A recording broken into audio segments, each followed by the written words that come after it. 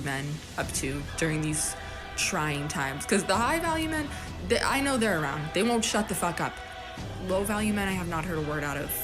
I'm starting to think I'm on their side. I think I want one of those. I want a low value man.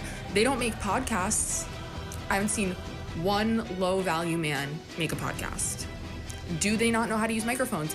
Maybe that's a good thing. That's hot. All right, I've never seen a man use a microphone for good. Until now, everybody buckle up. It's low value mail time with your host, Danny Polishchuk. Okay, what is up, everybody? Welcome to episode number 4 of Low Value Mail. It's the post. Can you hear me, by the way? Because I don't know. I've been screwing around with the my OBS studio settings. Yeah, it's the first time. No, it's actually the first time that anybody's ever caught the intro because it's the first week of the intro because I did not know about that video. Ryan showed me that video last week before the boys cast. And then, so it was after episode 3. You can hear. Excellent. Great. And so I made this cool little intro, and that is now the intro. No, we can't hear you loud and clear. Please don't fuck with me. I don't have this. I've just been watching fucking Jim Biden on the State of the Union address. I have some minor thoughts about that. I'm not going to get too deep in the weeds. By the way, new chat on the screen. Okay, tell me what people think about the new chat on the screen. I went with the kind of retro, like video game of the 80s nonsense, kind of whatever, old school computer. I like the aesthetic. The other options for anything cool was like what's that fucking game? I don't even remember. Like one of those like PUBG or some shit in the software. So anyways, I went with this one. If you like it, let me know. If not, also let me know. We have a Discord now. If you want to get in the Discord, go ahead, get in the Discord. It exists. I'm in there, here, and there. Also, there is a Patreon, patreon.com/lowvaluemail. So about the Patreon, I'm just going to get this out of the way quickly.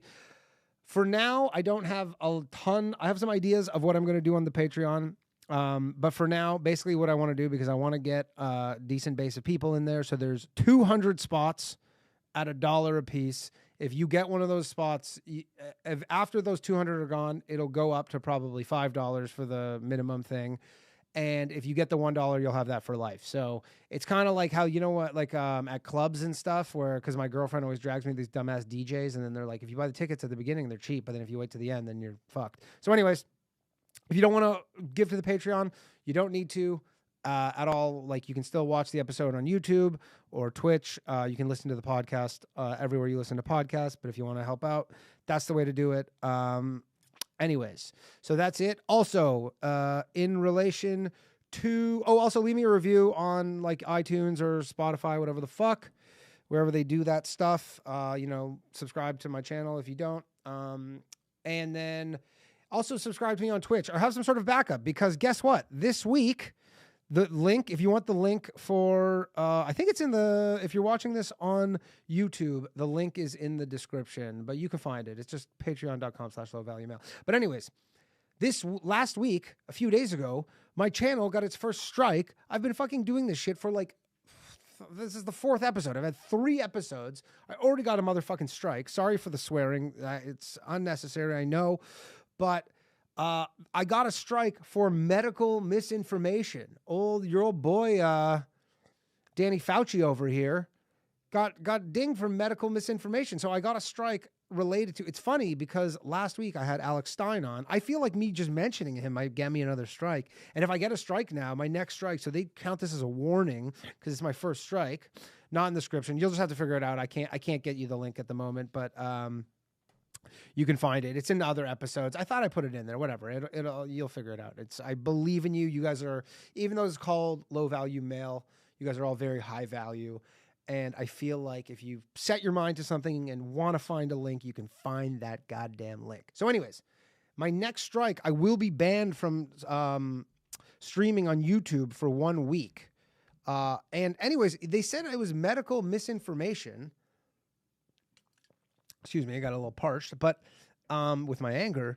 but I didn't have any medical misinformation. All he was talking about, the crazy thing is when he was talking, this guy Alex, he's not like he's a bit of a, I don't want to say, I guess he's just like against mandates. Like he's not like, he just doesn't believe you should be forced to take the vaccine. I'm sure some of you believe that, which is, whatever.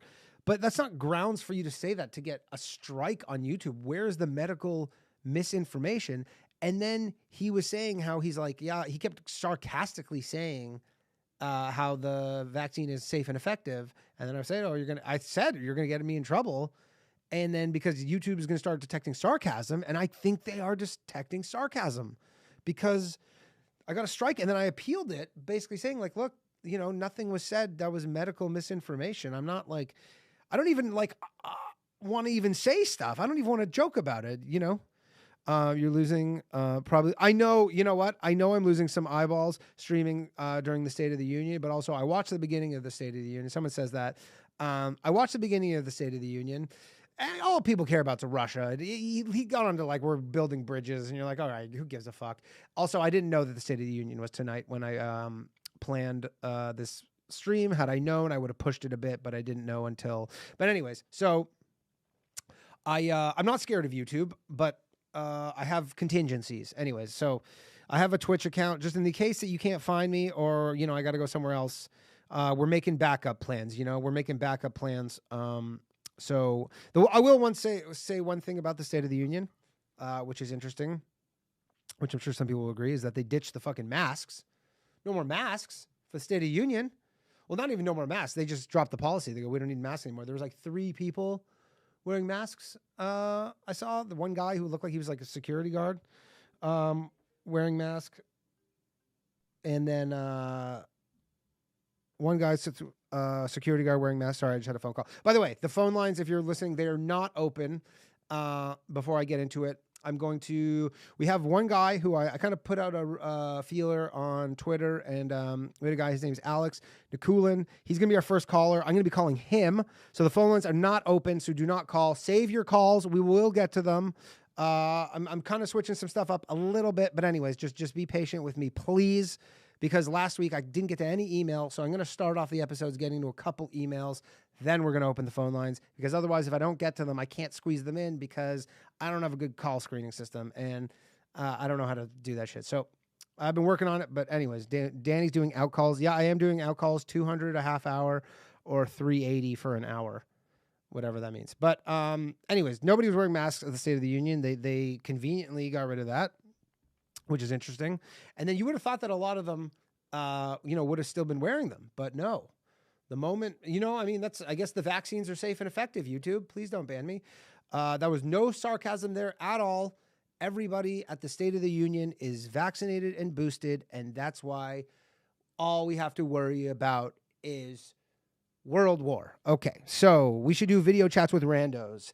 So we'll do some cool stuff on the Patreon, but I want it to get up to... Like, I might bring some special, like, guests on where we can kind of, like, I'll interview people and then you can call in, but only people on the Patreon can call in.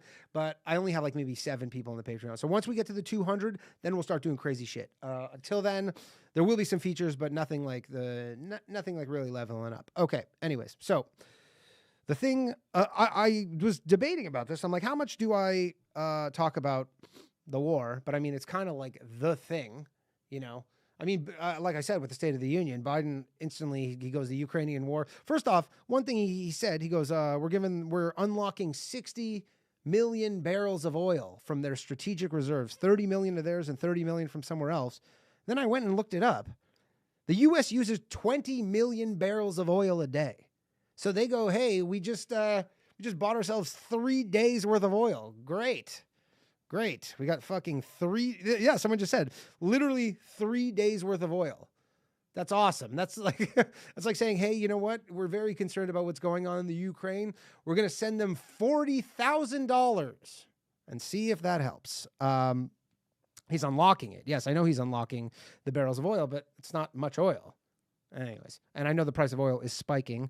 I'm sure lots going on there. But anyways, yes. So the war in Ukraine, I was like, should I talk about this? I feel weird to be just like taking fucking dating advice and whatever the fuck we do on this show, but I am going to discuss it because I feel like it is interesting, and I'm sure you guys all too. And then the guy who I have calling in, he's like worked, he's an associate professor of energy geophysics at SUNY Binghamton. He worked in Ukraine as part of a U.S. demining research team. So he's going to call in. He messaged me. He knows all about this stuff. I'm just interested in getting people's perspectives. If you know someone who's really pro-Russia, I'd like to talk to them about it. I do have one friend actually who I might get on here. But anyways, what's going on in the Ukraine? It is interesting because everybody expected them to just roll over, this thing to be done in a day, because nobody really expected that the people would straight up. And I have like my grandmother, she's like 96 years old, but she has like this helper lady who's from Ukraine. Her whole family's in Ukraine. And, you know, it's pretty fucking scary what's going on there. And it is really crazy. And, you know, they're like just regular people are like, yeah, I guess I'm just going to fight the Russian army, which was very unexpected. But the interesting thing with kind of social media and what's going on here is that, like, you watch the news, and because it's like a real underdog story and the Ukrainians are the underdog, they only really highlight the wins by the Ukrainians where they go, oh, they got this one. But like in reality, I think they are losing this battle from what I understand. Like Kyiv is surrounded, and there was this, I forget what this bridge was, but basically like from the sounds of it, the media is painting this out to be this pretty like rosy thing where they're like, yeah, we think like Ukraine's really going to win this one. And then by all in, you know, the people who are like really like the actual war people are like, oh yeah, they're totally fucked. So anyways, sorry, my friend Kevin keeps calling. We're going to have him. He's a interesting character, Kevin Soldo. Kevin, if you're listening, don't call back. I'll call you. So, and that was not even like a shitty way. I just will call him because he keeps calling me. And I don't know how to turn my fucking ringer to totally silent. They don't let you do that when you plug it in like this. So anyways, what was I saying? But yeah, anyway, so like the media is making out that, you know, Ukraine's doing pretty well because they have these like little things. And, you know, Zelensky has these great like little PR things where he's like, look at us, we're not backing down. And they tried to assassinate him apparently tonight and they were unsuccessful. But I feel like it's going to be like the Kyle Rittenhouse thing, you know, where not everybody, but a lot of people were like, yeah, he shot two black people and all this stuff, and he's a white supremacist. And then that's like the equivalent of people being like, yeah, Ukraine's killing it. And then there's one day being like, yeah, it's over. Zelensky's going on trial. He's going to have some big show trial where he's going to be found guilty and, I don't know, sent to some gulag or shit. And yeah, Russia kind of has that sewn up. So interesting thing. Yeah. Where do you get your Yeah, I don't think like if you watch like CNN, I kind of flip back between CNN and Fox News. MSNBC is like crazy. MSNBC, it was interesting too. CNN last night, Don Lemon, because I like to know. I actually got cable TV for the war. The war broke out, and I go, I had cable, got rid of it, and I go, I need cable back. I need to know what's going on here. Not what's going on, but what they're saying is going on, because that's kind of, you know, how most people form their opinion. And but they were so of course very like in CNN fashion. Fox is just like, yeah, they bring generals on, and then on Don Lemon they were doing this thing about how there's all these like African migrants in Ukraine, because like there's African migrants all over Europe who like just leave Africa because it's, you know, not good there, and then they're not letting them leave, like they're not giving them priority to get out, like they're basically like, if you're black. So that was what CNN was covering, which I've heard multiple actually reports of that. A very funny thing too, so RT, which is Russia Today, which is essentially like the propaganda arm of the Russian state government. Dennis Miller had a show on there that he today canceled. He's just like, I'm getting rid of it. There's also this other comedian who I know. I don't know him personally, but I follow him on, his name's Lee Camp. I followed him on Twitter for a long time. He's an American guy. What's up, Soldo? Okay, Soldo, I'm going to call you in a bit. He's very pro-Russia. This is my friend Kevin Soldo. I dosed him. He used to be a pretty like straight edge dude. We'll talk about it. And then I gave him acid and, like 6 years ago, and he's never been the same, but for the better if you ask him. So who knows? But anyways, I lost my train of thought here. What was I saying? Where was I don't know. Dude, can I call in? You guys can call in a bit. I don't know. Sorry, I looked at the chat and I lost my train of thought here. If someone can, what was I talking about? I don't know. Fuck. I lost my train of thought. I apologize. Soldo lives in a van, not to be trusted. Someone knows what's up. Okay.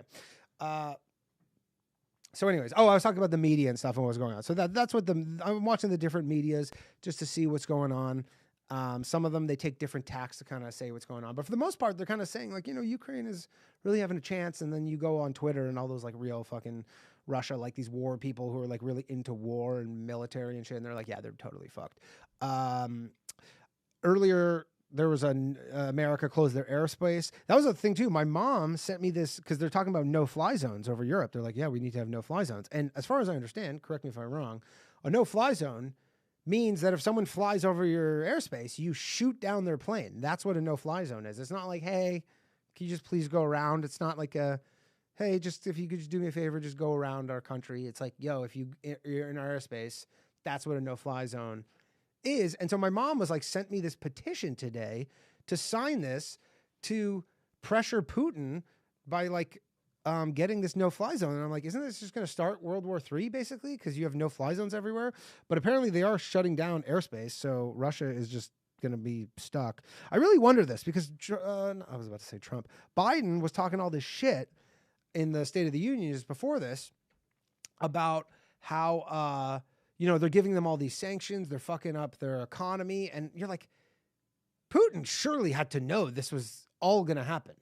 I find this, either they've given him way too much credit and he truly is just this like madman, or he is in Trumpian fashion playing some sort of 4D chess and they've got all these sanctions lined up.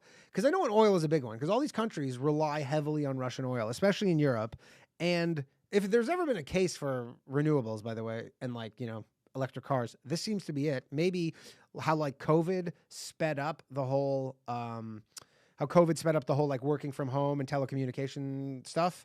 This will maybe speed this up in that regard. But, countries still have to buy Russian oil, and maybe Russia's like, that's their plan, is that they'll never stop buying, and then maybe they will stop buying and take the pain and people will just tell them to fuck himself. I don't know. I just find it super hard to believe that Putin didn't see any of this coming. He must have seen every single one of these sanctions coming. So he must have some sort of counter to them. I don't, he's been planning this for a year. I just cannot fathom that he has no idea what is coming. He knew about all this shit and he must have some sort of plan. And maybe that's nukes. I will say on Sunday night when they like fucking Putin launched the nuclear defense deterrent system or whatever, which in my life, I guess that's the closest we've ever been to. I'm 38 years old. That's the closest fucking we've ever been to nukes. I don't know. And then it was interesting because like the stock market, the futures, they like were way fucking down, way down. And then on Monday morning they opened up and you're like, I thought nuclear war would be good for, a few hundred points on the S&P 500, but no, they bought that one. So I don't know if people just aren't buying it. I don't know. But it seems like we are closer to World War III than we were a week ago. I'm not trying to be hyperbolic, but we will see what's going on with that, with all the sanctions. And then one other thing is, so Bitcoin. So this is an interesting thing. So the Russian ruble, and after this, what time is it right here? 9:48. We're going to read a few more emails, after this, and then we're going to call Alex at around 10 p.m. Eastern. But so, did you hit the crypto dip? I did. Someone asked me if I hit the crypto dip. So the ruble dropped like 40%. There was all this pressure on exchanges, specifically Binance, because I believe they're the biggest exchange in the world and the biggest exchange in Russia. So if I don't know the end game of this, but if I was Russian and I had rubles, obviously you ideally did this before your currency devalued. By the way, sucks to be living in Russia because people like I was talking to my mom and mom was like, yeah, 50% of Russians still technically support him. And you're like, no, they don't. There's no fucking way. It's like if you publicly come out against them, you're fucked. Like they'll literally put you in jail and you'll have like a scarlet letter in their society for life. So it's like people are supporting them because they're scared of the consequences of not supporting them.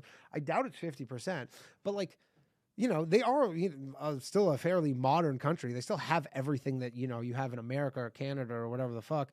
And they just woke up and their imports just doubled in price overnight. The ruble dropped 40%. So you're like an iPhone just doubled in price. Your money is literally worth half as much. That blows big time. They're going to have bank runs, apparently. That's what they're saying, is they're starting to have runs on the bank. But anyways, back to the crypto thing. So Bitcoin's ripped because a lot of people are taking their money and they're like, yeah, probably the smart thing to do here, even if Bitcoin's volatile. I mean, it's not going to be Bitcoin's never dropped 40% in one day. The ruble did.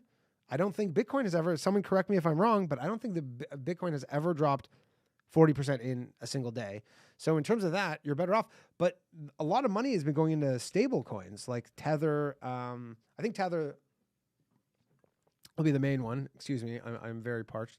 But I think Tether is the main one that money's going in. But like Tether actually is back to the US dollar, and it doesn't really fluctuate. Now, I don't know, once you say get your money into, now again, it's probably too late once all this shit's happening to start getting your rubles onto an exchange and then buying. But if you are, the best thing you do, just buy Tether and then figure out how to redeem them, later on. I don't know. But that is my opinion on that, is like, buy Tether if you don't want any fluctuation. But this has to be a net positive thing for Bitcoin. Like, imagine you're a refugee, you're Ukrainian, you're trying to get the fuck out of there. I don't know if they're letting you leave with stuff, like in, a lot of refugees, they're just like not, but you could literally have 10 million US dollars, buy Bitcoin. And as long as you can remember your seed phrase, like your $10 million is in your brain, like, and you can just move anywhere with it. So it is definitely a good feature of Bitcoin. I think this, coupled with the Canada stuff, drops 40% in a week. Yes, maybe it dropped 40% in a week, someone said, but it's never dropped 40% in a day. But see, someone says buy gold, but you're like, look, if you went and bought gold, yes, it's a store of value, but it's not as good of a store of value as Tether. And imagine fucking you have like, great. If you don't have a lot of money, sure, which is most people, but having to lug gold around and you can get robbed of it, whereas like Bitcoin, it's literally in your brain. But you forget that seed phrase and bye-bye, all gone. You'll be fucking digging that shit out of a landfill at some point. So anyways, that's my thought. I think this is a good sign for Bitcoin. Obviously, yes, the Jewish ones will have their gold in a little bag hung around their necks. Shout out to South Park. Great show. But anyways, yeah, so the question will be, how will governments attempt to limit them? Because there's a lot of people who are coming out and saying that this is actually a bad thing, because it's not regular Russians who are putting their money into Bitcoin. It's all these like oligarchs who are, and they did have yesterday, like the amount of Bitcoin wallets with over 1,000 Bitcoin in it, which is like $40 million, I believe. Yeah, $40 million doubled. Like the amount of Bitcoin wallets with $40 million in them doubled. Now, some people are saying that these are exchanges that are like splitting up their money. Some people are saying straight up, they're, if you're some fucking Russian oligarch and you don't think, if you legit have 500 million in the bank and you're like, fuck, I might lose this whole thing, you'd be stupid not to. Just go buy $50 million worth of Bitcoin. You'll sort that shit out on the other side, Just figure out what to do with that key and, you'll figure it out. So, but anyway, so crypto, that is a cool feature of crypto, is that, it's similar to almost how like when Jews were escaping the Holocaust, they would like sew diamonds into their shit. And it's like, but you sew it into your brain. But again, you still need to convert it to fiat currency at some point. So it's not a super, I guess there are still issues with it. Kevin said, this is, the show is draining my data and battery. Thanks, Kevin. But we have someone calling lined up. Why don't you just not watch and I'll call you? And how much battery and data do you have? What are you, fucking in the woods or some shit that you can't? Anyways, that's Kevin, guys. If you ever looked me up and, I did a movie called Filth City about the crack smoking mayor of Toronto. Kevin was in the movie. Funny part about it, too, was in the movie, he's a detective, and then we make him smoke crack, and then he becomes a drug addict. And then it's funny because in real life, I made him do acid, and then he became like an acid addict. He's not an addict, but he definitely expanded his mind for sure. So, okay.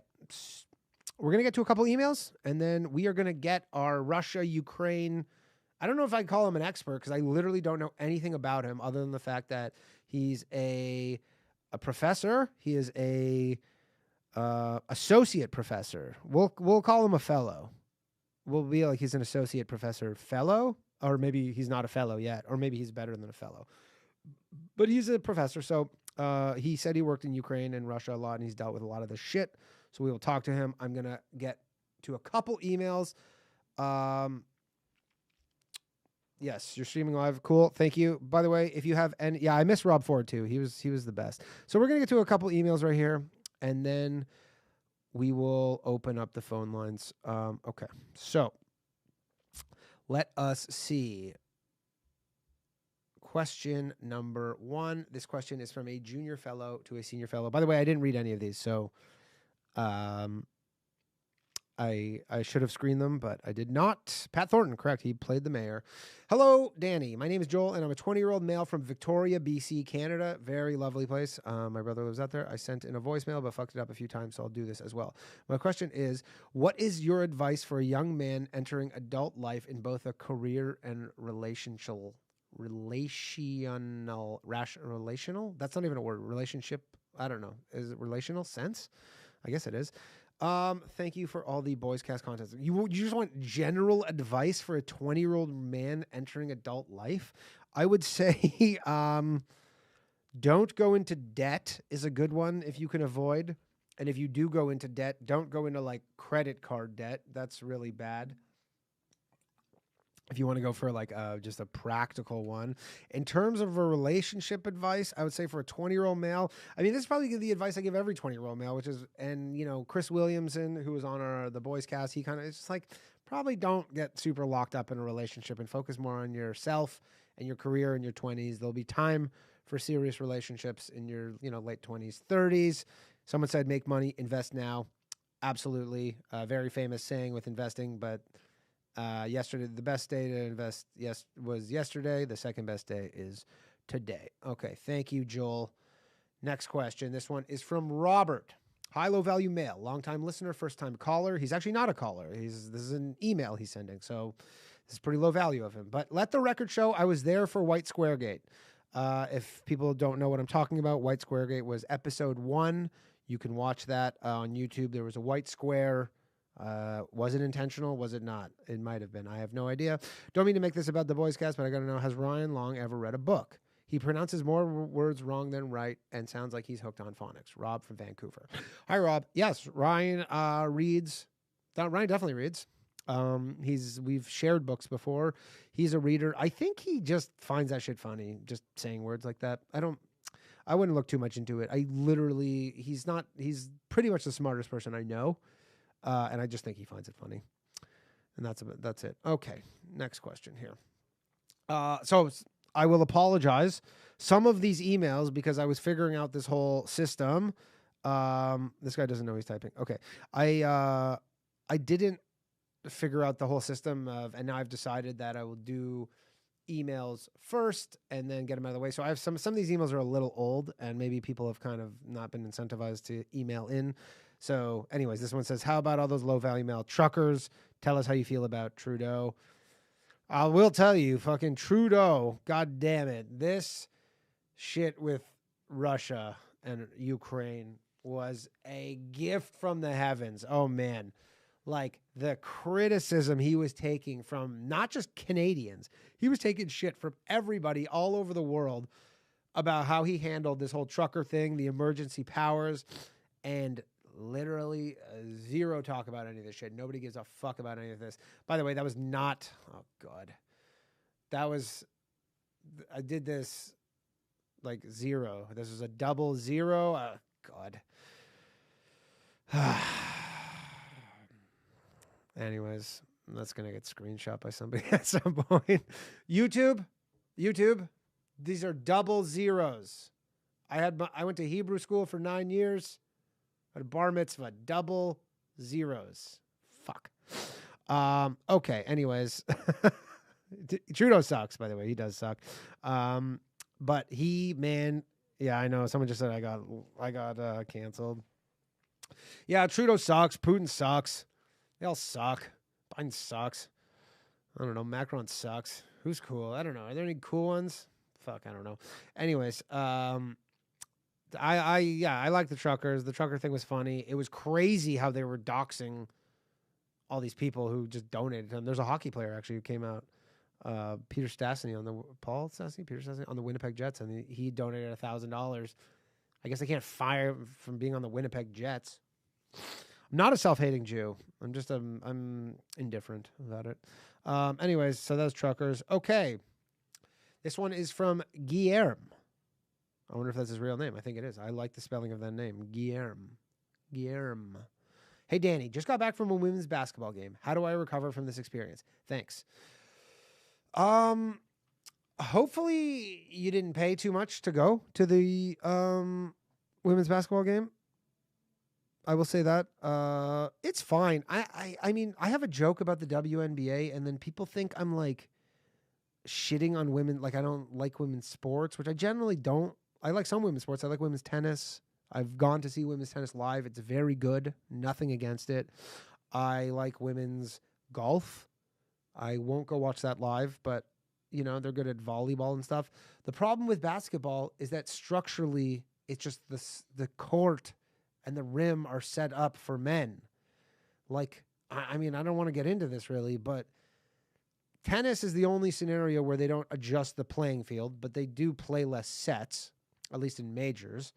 And then, like golf, they shorten the course. Like, they make adjustments for the fact that men and women are biologically different. And that is it. I am officially, that will be my 1, 2, and 3rd strikes from YouTube for saying that men and women are biologically not the same.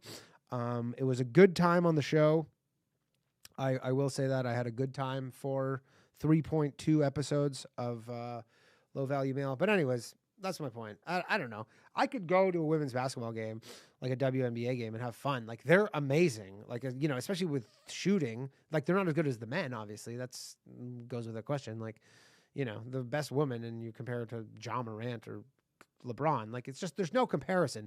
You almost have to suspend disbelief, like when you watch some sort of fantasy movie or something, where you just got to be like, I just know that they're not going to be as good as the men, and it's like they're very good for women. And I know that's not maybe acceptable, but that is the truth. But some of them are amazing shooters and stuff, and they got good ball handling and whatever, but it's just not good to watch. It's not good to watch. Women's hockey is not different, although I don't believe there's checking in women's hockey. Like, look, you want people to watch women's hockey? Let them fight. I watched that gold medal game. It was fine. But, at the end of the day, I'm never going to forget the fact that those women would play like an OHL team and get fucking annihilated. I can't, I that's still, maybe it's because I'm a piece of shit or a sexist, but that's still in the back of my mind that, that they couldn't go beat like a bunch of 16-year-olds. So anyways, but just, I would say, enjoy yourself. You don't think too much about why things are good. I would say focus on the positives. Be like, I'm out for a night, watch some basketball. Hopefully it wasn't terrible. If it was like high school though, oh, yuck. All right. I'm going to do 2 more, emails, and then we're going to open up these phone lines. Okay. Hey man, this is from Michael. Hey man, I'm trying to support a friend of mine, Mitchell. We are Canadian. We're from Toronto, and he's looking to break into the comedy scene. He has some acting experience, and he's open to moving to the U.S. I love what Ryan do. Was wondering if you had any advice. Cheers, mate. Love what you're about. Okay, so weird that he said a boot because he's Canadian. That's usually a thing that Americans make fun of Canadians for, but he's Canadian. Maybe he's trying to build some sort of Canadian rapport, I assume. But my advice to your friend Mitchell, if he wants to break into the comedy scene, if he wants to be a stand-up comedian, I would say go do sets for 5 years and then come back and see if you like it. It takes a long time to be good at comedy. But in the meantime, I would say go make fucking videos and shit on YouTube and TikTok and all that nonsense. And then once you feel like you're good, get the fuck out of Canada, because that place is a goddamn cesspool for entertainment. It is not a good place to live if you want to be a professional entertainer. It has a lot of structural issues. It's a very large geographical country with a small population relatively. So in terms of gigs, you're going in between, like, to go to a city of 1 million to another city of 1 million generally takes you like, flying for 4 hours or driving for 8 hours. Whereas in America, there could be million-person cities. Like there's sorry, I have a bit of a runny nose, but there are more comedy clubs in the state of Ohio than all of Canada. So you got to get out of there. That's all I can say. Just get the fuck out of there. Someone says work that casting couch hard. that is not a bad idea. But anyways, just, yeah, I don't know. If you can move to the U.S., it's not easy. So just do comedy there. All right. Last email question, and then we'll call up our guest. Okay. This is from Subrat. I'm 20 and a student, not living in USA, and I want to invest some money that I've saved up. I know next to nothing about stock market and don't know what I'm looking for. How do I invest? How much of the money I own should I invest? And why are you gay? I didn't have to read that last line. I knew that I was reading that last line. I would just like to make that clear. I chose to. Anyways, if you don't know what you're doing, there's tons of information on YouTube, but all I would do is just take your money, set aside a portion of your savings that you can live without. Not that you need to live without, but that you can set aside and just buy the SPY, the S&P 500. The XBI is good if you want to give a little allocation to the XBI. That's like a biotech ETF. It is getting absolutely fucking annihilated. But you got to think, with all this COVID stuff, these biotech companies are going to be the future, and they are doing some really interesting stuff. So that is what my advice would be, is buy some SPY, buy some XBI. And why am I gay? I'm not gay. So, but if I was, I don't know why I would be. I guess that would. Someone says mutual funds. I don't know. Mutual funds seem like so just old. I don't know if you do mutual funds anymore. It seems like an old thing. Okay. That is that. That is the question, period. Low risk, low reward by Raytheon. Yeah, I mean, again, yeah. If you want to. But now he's saying I wouldn't give someone who doesn't know what they're doing start buying individual stocks, because you need to know about like position sizing, and it's hard to do, and the odds of you making excess returns over the S&P 500 are fucking so slim that you're just better off buying the S&P 500 and focus on something else. If you want to be in investing, then again, yes. Right now, you could probably buy Raytheon and, what is that? Northrop Grumman and all these defense contractors, although they're all making all-time highs, so who knows? But that would have, Danny, do a show in Boise. At some point I will. We will. But anyways, all right. Those are the emails. We are going to call up our guest. We're going to talk about Russia and all that stuff. This is going to be exciting. I'm looking forward to it. So, this guest, he is an associate professor of energy geophysics at SUNY Binghamton, and he's worked in Ukraine as part of a U.S. demining research team based out of a U.S. research university in New York. He's working in the context of this conflict since 2015. He has multiple publications on the topic of hybrid and asymmetrical warfare, Ukraine in particular. His name is Alex Nikulin, and we're going to call him up. See if we can get a hold of him. All right.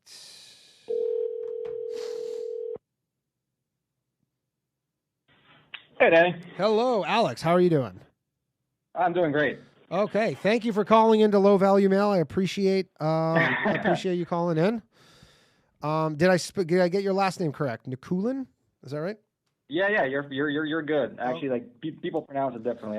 Okay. Well, I have a little. My family is Russian, so I have a little experience with this stuff. Yeah. So as you can probably tell, I have family on both sides of the line there. Yeah. Back. Okay. So I put out earlier today on Twitter, because I mean, this is obviously the thing that's on everybody's minds, and I don't really pretend like I really know what I'm talking about. I asked my dad and stuff. Maybe I'll have my dad come in, because my dad both my family's from Ukraine, but they're Russian. They're like the Russian Ukrainians essentially. But they haven't been there in like 40 years or whatever the fuck. They've been pretty disconnected besides the news. But so I'll ask you. So you have been, I saw you sent me a link to one of your papers that you sent me, and it's like basically about like missiles, like anti-tank missiles or some shit. Tell us what you do here. Tell us what you do.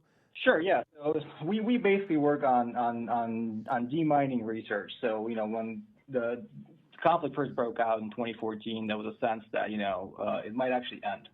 And when conflicts end, the work of demining begins, and that's what we were doing there. We're basically preparing for that. And I think that we knew pretty early on that unfortunately this conflict was not only was it not ending. It was actually not being frozen like some of the other conflicts out there, like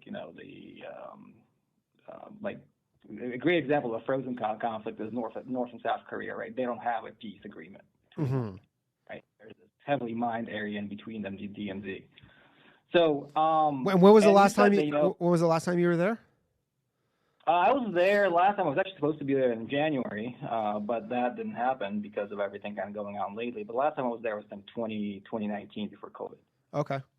So, but you said something interesting. You said something along the lines of, you're not an expert. And the funny thing is that all the talking heads you see on TV, right? Yeah. If you go 1 week back to last Wednesday, it was only a week ago, less than a week ago, about 90% of them said that this war was not going to happen. Yeah, almost all of them did. Yeah, all of them did. And right? The ones who did say they said it would be like a 24-hour conflict. That's right, right, and there's this, and because it's actually pretty hard to find people who understand the complexities of that, of the cultural component of that, the military component of that, because even a lot of the journalists, right, they go to Kiev and they live in this little bubble. It's kind of like the green zone, right? It's not really the green zone, but they talk to other journalists. They don't actually, interact with the folks on the ground. They don't understand the complexities of Ukrainian and Russian identity. They don't understand how language plays a role into all of that, right? Because they're basically applying U.S. frameworks to a conflict that is much more complex, right? Because all they want to see is they want to see things like language, right? Well, here are Russian speakers and here are Ukrainian speakers. Well, that means the Ukrainian speakers identify with Ukrainians and the Russian speakers identify with the Russians, right? Uh-huh. That's my parents, basically. Like, my mom says that she had to go to school in Ukraine, but she was Russian, and she hated the fact that she had to do elementary school in Ukrainian. Right, and a lot of the kind of the American Ukrainians, they mostly left in the 80s and 90s, right? Yeah. And if you think about it, 1980 is more removed from today than it is from 1945 in time. Right. A lot of things changed. A lot of things really fundamentally changed. I think the problem is that Putin completely miscalculated that little part of it, right? He thought that by going into these Russian-speaking cities like Kharkiv, like Kiev, because Kiev is a Russian-speaking city. Yeah, Kiev. Right? Kiev is a Russian-speaking city. It is, and it's the capital of Ukraine, but it's mostly Russian-speaking. That's the weird thing about it, right? Mm-hmm. There was an expectation, like you said, that Kiev was going to fall in 48 hours, right? There's going to be no resistance. So if you look at the amount of troops that are engaged in Ukraine on the Russian side, the conservative estimate is about 150,000. If you inflate the numbers, about 200,000. Right. Okay. That sounds like a lot. 200,000 Russian troops is like a lot. Ukraine is the largest country in Europe. It is 45 million in population. Yeah, it's big. It's the size that they keep saying on the news. It's the size of Texas, and it is. It's bigger population than Canada. Yeah, and the invasion force was never meant to encounter any resistance. That's the problem. That's what they ran into. And so now, because I was talking about it earlier, I don't know if you caught it at the beginning, but because I was watching a bit of the State of the Union, and he's talking about the sanctions. Do you think like Putin does not have contingencies for all these sanctions? Like, are these really just? I mean, I can't imagine the population of Russia is super pumped about. I don't know what population owns real estate and stocks and but everybody has rubles. I can't imagine people are particularly happy about their money being worth half as much. Well, there's two things to consider, right? And that's exactly, I think there's two parts to the answer, right? So the first part is that's what the talking heads on TV were saying about a week ago, right? That there's absolutely nothing to gain for Russia if they do this, right? They will lose the oil exports. They will lose the contracts. They will be sanctions. Their aircraft will not be allowed to fly anywhere into Europe or the U.S. There's a lot of money to be lost. I mean, I just saw just before this started, Boeing just said that they're tearing up all their servicing contracts. So now all the Boeing planes in Russia can no longer be serviced, which for Boeing is a great deal. They're like, we had $300 million or whatever number worth of contracts that we don't have to honor. We just get money for free. Good deal for Boeing. The problem, and with planes, for them to be flyable, you essentially need to be servicing them like every couple of months. It's like Boeing planes, even ones that are services, are just falling out of the sky. Like there's there's 737 Max or whatever. Yeah, exactly. So imagine that. So they were fully cut off from that. And I think that's the big difference because people love doing this comparison to the Cold War, right? They love comparing like Russia to the Soviet Union. And there's a fundamental fault in that comparison because the Soviet Union had, it was very it was a poorly run economy. Yeah. But they produced everything on their own.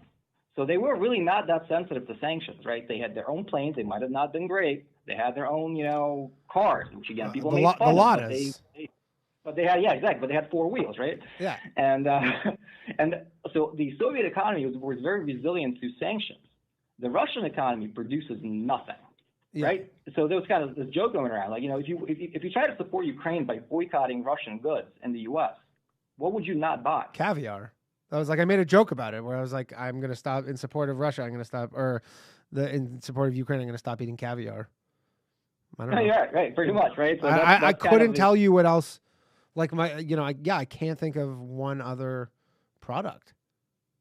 Like I know natural resources, which I've heard some people saying that they're going into Ukraine because Ukraine has tons of resources, but I imagine so does Russia. Like, is it really? Russia is 11 times, right? People same way people misunderstand how big Ukraine is. People also misunderstand how huge Russia is. Yeah. Russia is 11 times, right? They don't have an issue of natural resources. They have an issue of being fundamentally a poor country with big ambitions, right? And I think that kind of gets me to the second part of that answer. It's like, why did Putin do it? And I think the answer, which is my theory, which I think was a little bit fringe before, but I think now people are more accepting of it, is that he essentially lost his mind in a very clinical sense, right? He's no longer rational. You just think he's just a madman? Well, when you say madman, people always say, "Oh, that's a crazy person," right? A madman is somebody who's crazy, right? Mm-hmm. And I think the answer is a little more complex, right? I think that he is insane in a criminal sense, where he can remain completely irrational, right? Sure. Like a serial killer is totally irrational. Like a serial killer is totally logical. He might be smarter than you. Yes. Right. But so how do you think that the nukes? Right, they're serial killers, right? Do you think like the nukes are really in play? Well, again, I think a week ago nobody thought that there was going to be a massive tank-led invasion of Ukraine, right? Of course. I mean, it's pretty surreal to watch. I don't want to say that. I really don't. I don't think they're. I mean, regardless of, I don't know if you're trying not to jinx it or whatever, but that's more that's more chick stuff. We don't do that stuff on this podcast. But just, do you think, you saying it's not going to make it happen? But I mean, I feel personally like it's more on the table than it was a week ago, but I don't know if that just seems logical that's, the case. I think so. Yeah. If you put a gun to my head and ask me that, I think the nukes are on the table. And but again, that's mutual destruction. I think it's because of this overlying problem that I think he's not fully rational. Yeah. Right? I mean, you've seen that long table. You've seen how he communicates with people. He's been isolated for 2 years. He's terrified of COVID or whatever he's terrified of. Yeah. Right. And he's been in social isolation. Right. Again, I don't want to sound like there's this conspiracy theory that he's crazy. No, I think it's just like when you do that, that's what happens to you, right? If you don't talk to anybody, if you're in effective isolation for that long of a period, you might start seeing things differently, and it shows because the way that this invasion was handled, though, it's the information he's received is bad. It's bad intel. Yeah. To listen to completely faulty intel. And is this like do you think he's doing all this for his legacy? Like, is this like, so he's kind of goes down as like a great conqueror or whatever the fuck? Like what is his end game here? Is it really just strictly, we need this strategic piece of the Ukraine just so that any aggressions from the West they're kind of like have a little buffer? I think that, he was going into this the same way that he was going into this the same way, we went into France in 1944, right? No resistance. Everybody's happy to see you because you're liberating them from the Nazis, mm-hmm. right? So people are throwing flowers at you in Paris. Right. And I think in his mind, he truly believed at his core that Ukrainians in Ukraine were under this. Yeah, that's what he said, under this Nazi dictatorship. Well, someone just asked the question. Right? Someone just asked the question, SnickCad01 on Twitch. Is there any truth to the Nazis in Ukraine? Now, I do know that there's the, the Azov Battalion, which is like, they're like a militia? right? And they are like, Yeah, they have like legit Nazi imagery, and they are, but like they're not the main show in town. They seem to be, you know, just like a kind of small militia. I think to deny the fact that they exist is, you know, that's stupid, because they do, right? Yeah. But again, it's like you said, it's about their total number versus the population. Yeah, of that country. exactly. Of course. Like, Right. it's not like a whole country of Nazis. It's like saying because America has 50 Nazis. And you know, I lived in Kiev for about close to a year. Okay.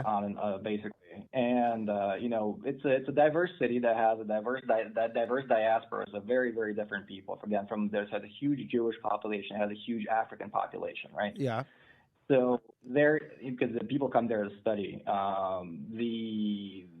The population of Kharkiv, the second largest city in Ukraine, is about 1.5 million people, and about 300,000 of those are students, college students, who come from all over the world, right, to this place, because they still, to this day, provide, you know, excellent medical and aviation training and all these other things. So I think that are there not Nazis in the U.S.? Well, yeah, there are, right? There's of course KKK, there are. There's some, but like Canada can't invade America. If you look for them, you will find them. Yeah. But you're not going to. Of course, but you're not going to invade them on that pretext. And then someone said, and this is obvious because it's coming up, but the president of Ukraine is Jewish.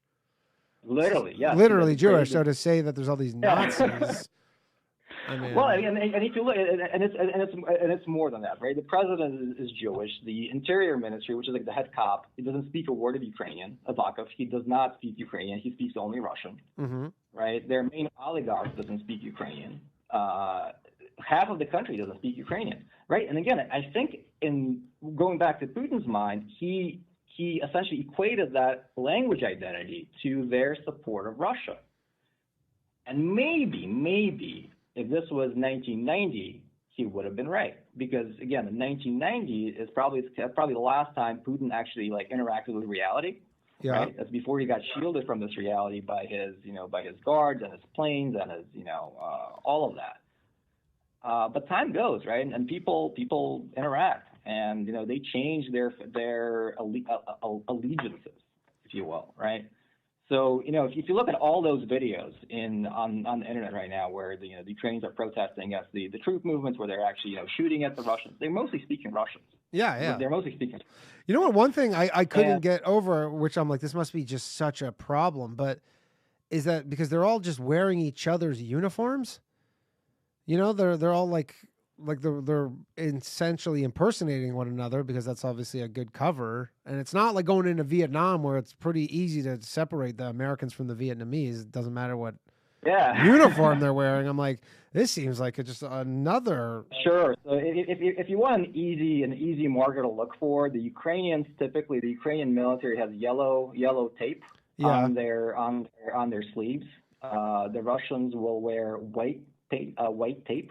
But why wouldn't you put the different color tape on your, just to kind of be like, I'm just, and then Oh, and it's done, and it has been done. So when they're trying to infiltrate, that's exactly how they do it, right? Because again, it's pretty easy to do that.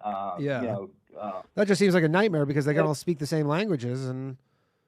Well, there are differences. There are key linguistic absolutely, there are. Yeah, I'm sure. Yeah, and even between Russian Ukrainian and Russian, because again, 30 years have passed, and there's the same way you can tell a Canadian from an American and an Australian from a New Zealander, right? There's key words, right? The second that you say, again, going back to a boot, nobody really says that, right? Yeah. But the second you hear that, you're like, that's they're dead giveaways. Right. But that's to do that, you actually need to talk to them, right?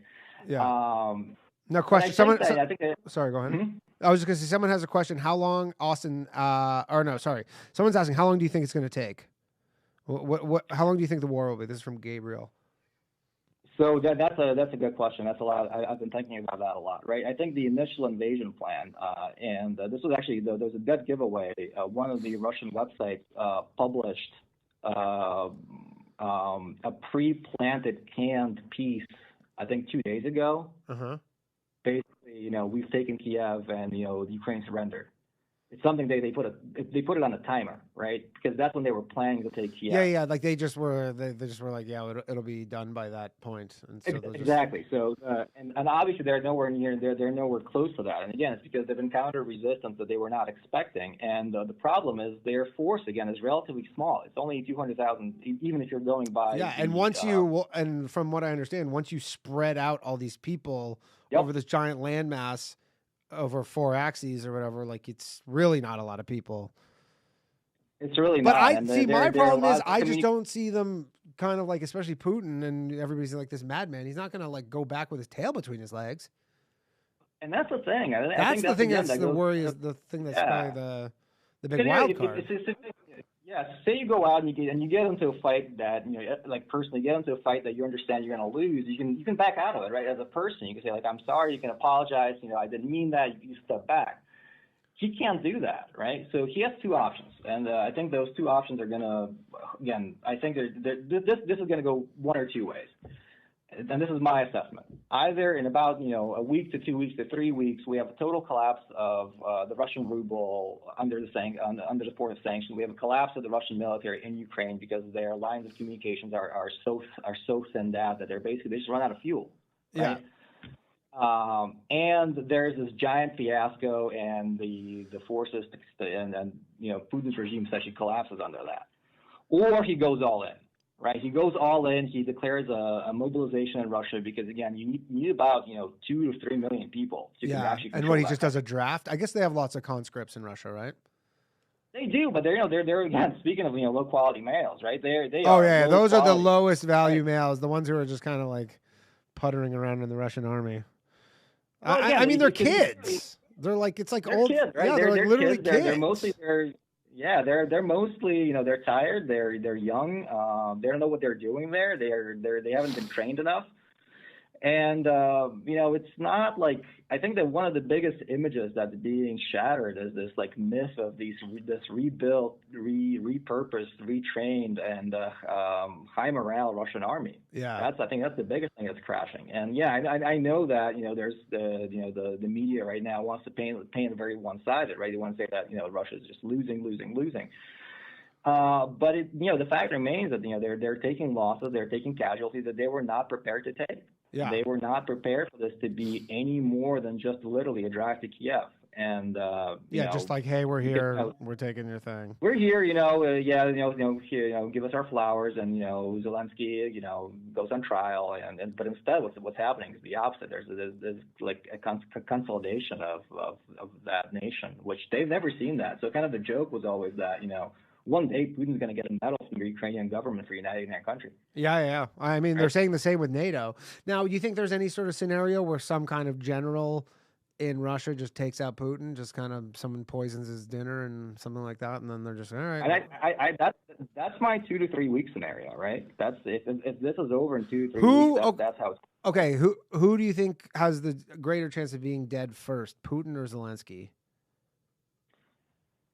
So I think that there is a 0% chance that Kiev will be taken.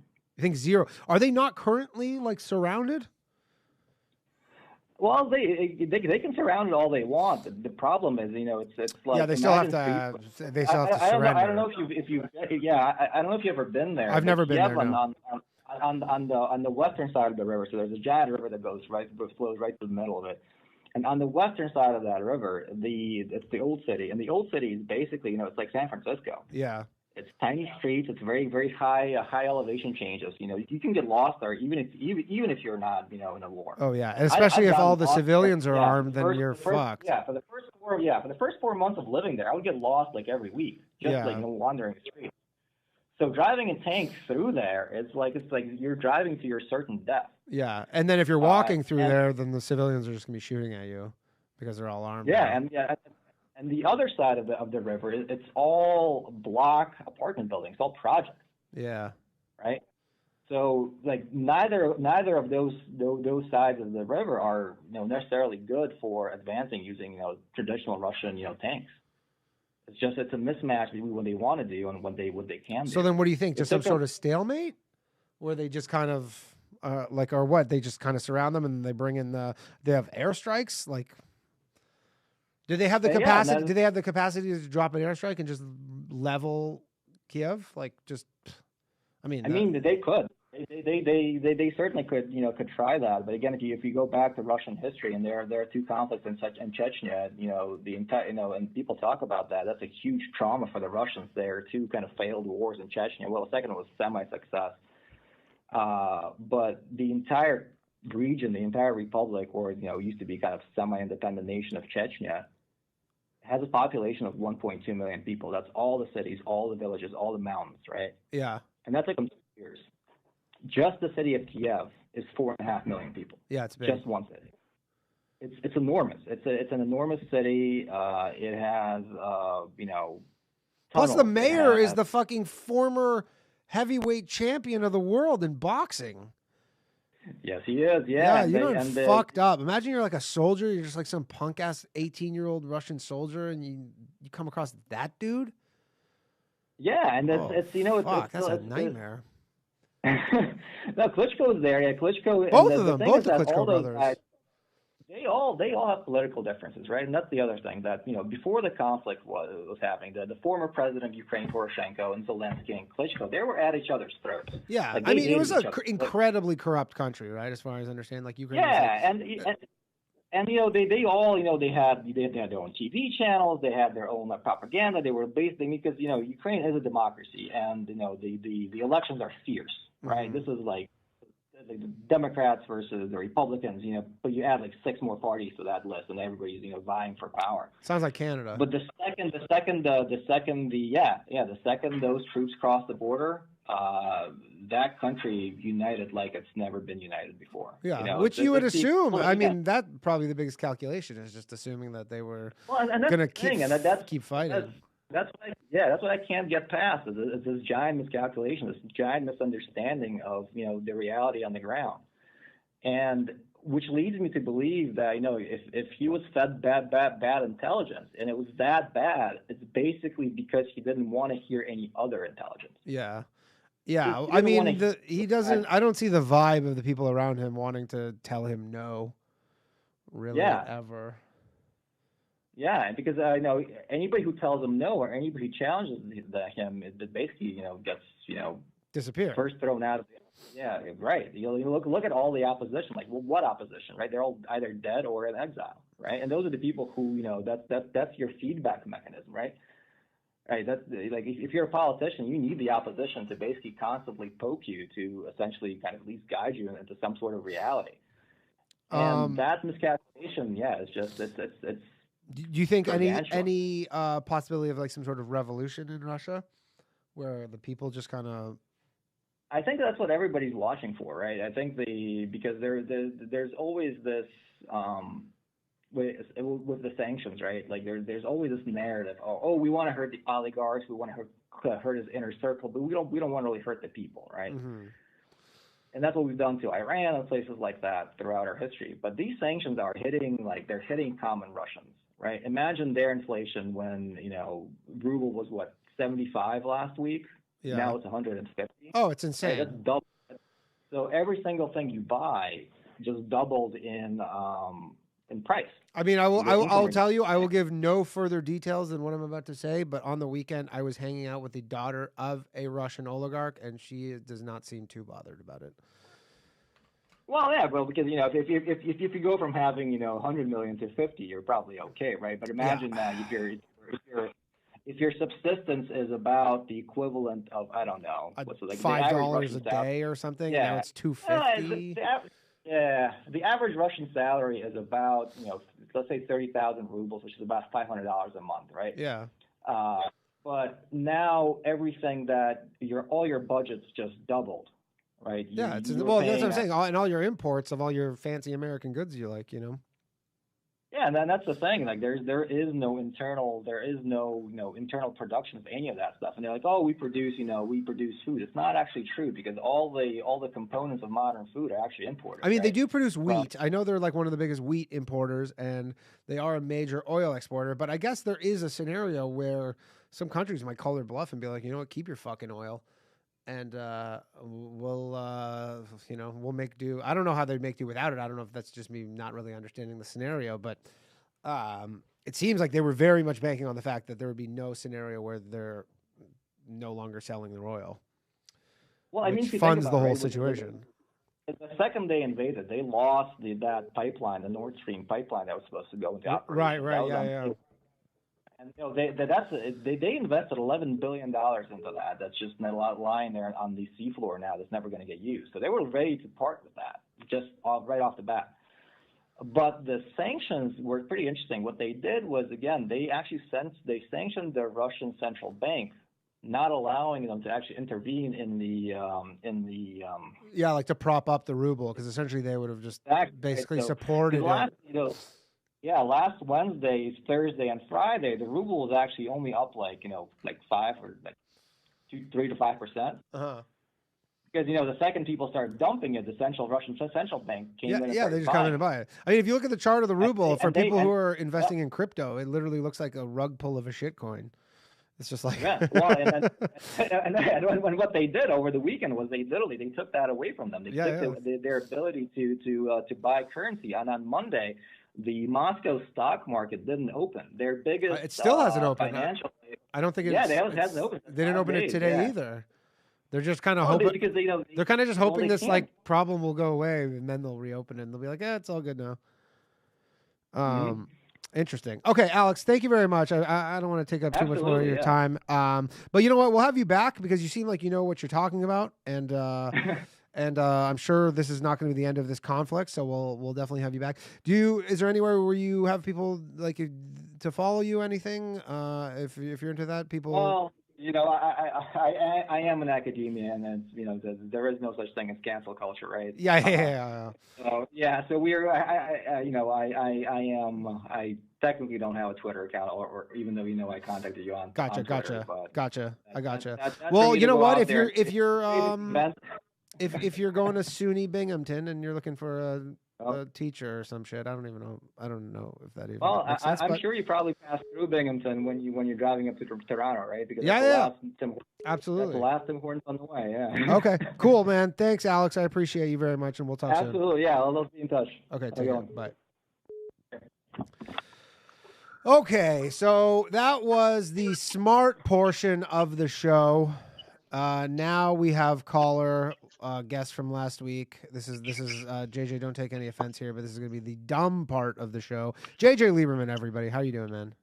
That guy just had the worst takes in everything that you asked him. You what? Bad take at no, I'm just fucking.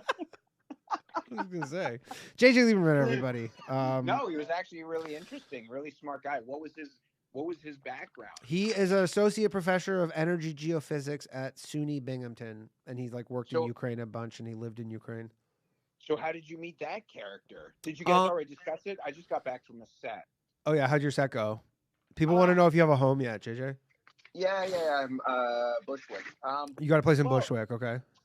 So you've done that club a bunch, right? Yeah. Are you calling me to just talk about a fucking comedy club? No. I was calling you just to say what's up. No. Oh, okay. I'm saying I did. There was 5 people there, so I mean, but I'm supposed to showcase, so I went really hard, but half. Doesn't sound like it went well, JJ. Half the crowd's fucking lesbians. 2.5 of the crowd was lesbians. Half a yeah. fag, as you call them. Half. Don't we have? Hey, YouTube, please don't suspend me for that. I feel like I got a strike. I don't know if I'm allowed to say that. I'll bleep it out. Should I bleep it out? I don't know what the fuck. That's just JJ always says that. I don't talk like that. That's what JJ says. He calls people that. Anyways, I gotta be more hostly, I guess, on this show. So how do you are you getting a moderator? How's this work? Am I getting a moderator? No. You need a moderator for someone says I need a moderator. You definitely need a moderator. Bots like that want to be famous thing. Bleep. Yeah, I don't know. Bleep, have to bleep. Yeah, I don't know. I'll figure this out. Either my channel will get fucking blasted into space and just delete it, or I'll figure out a moderation policy. I haven't really needed a moderation policy because the guy last week that I got in trouble for, I don't think he said anything that crazy, and I'm not saying anything that's that crazy besides that last thing. But anyways, we'll see. So JJ, yeah, people want to know. So you found a place? Yeah, I found a place. But let me just sidebar this. So, yeah. What's your crypto outlook, JJ? Did you watch the I mean, I told you, like, all jokes aside, that I think reclaiming over 40,000 on a daily or a longer term close was important, and we did. So, Okay. I'm pretty optimistic. So are you Moon Boy, JJ Moon Boy? I mean, I definitely bought some more today. I had like Your dollar cost averaging in? Yes, I actually did DCA instead of go all in. I left 10% of dry powder on the side. Okay, that's good.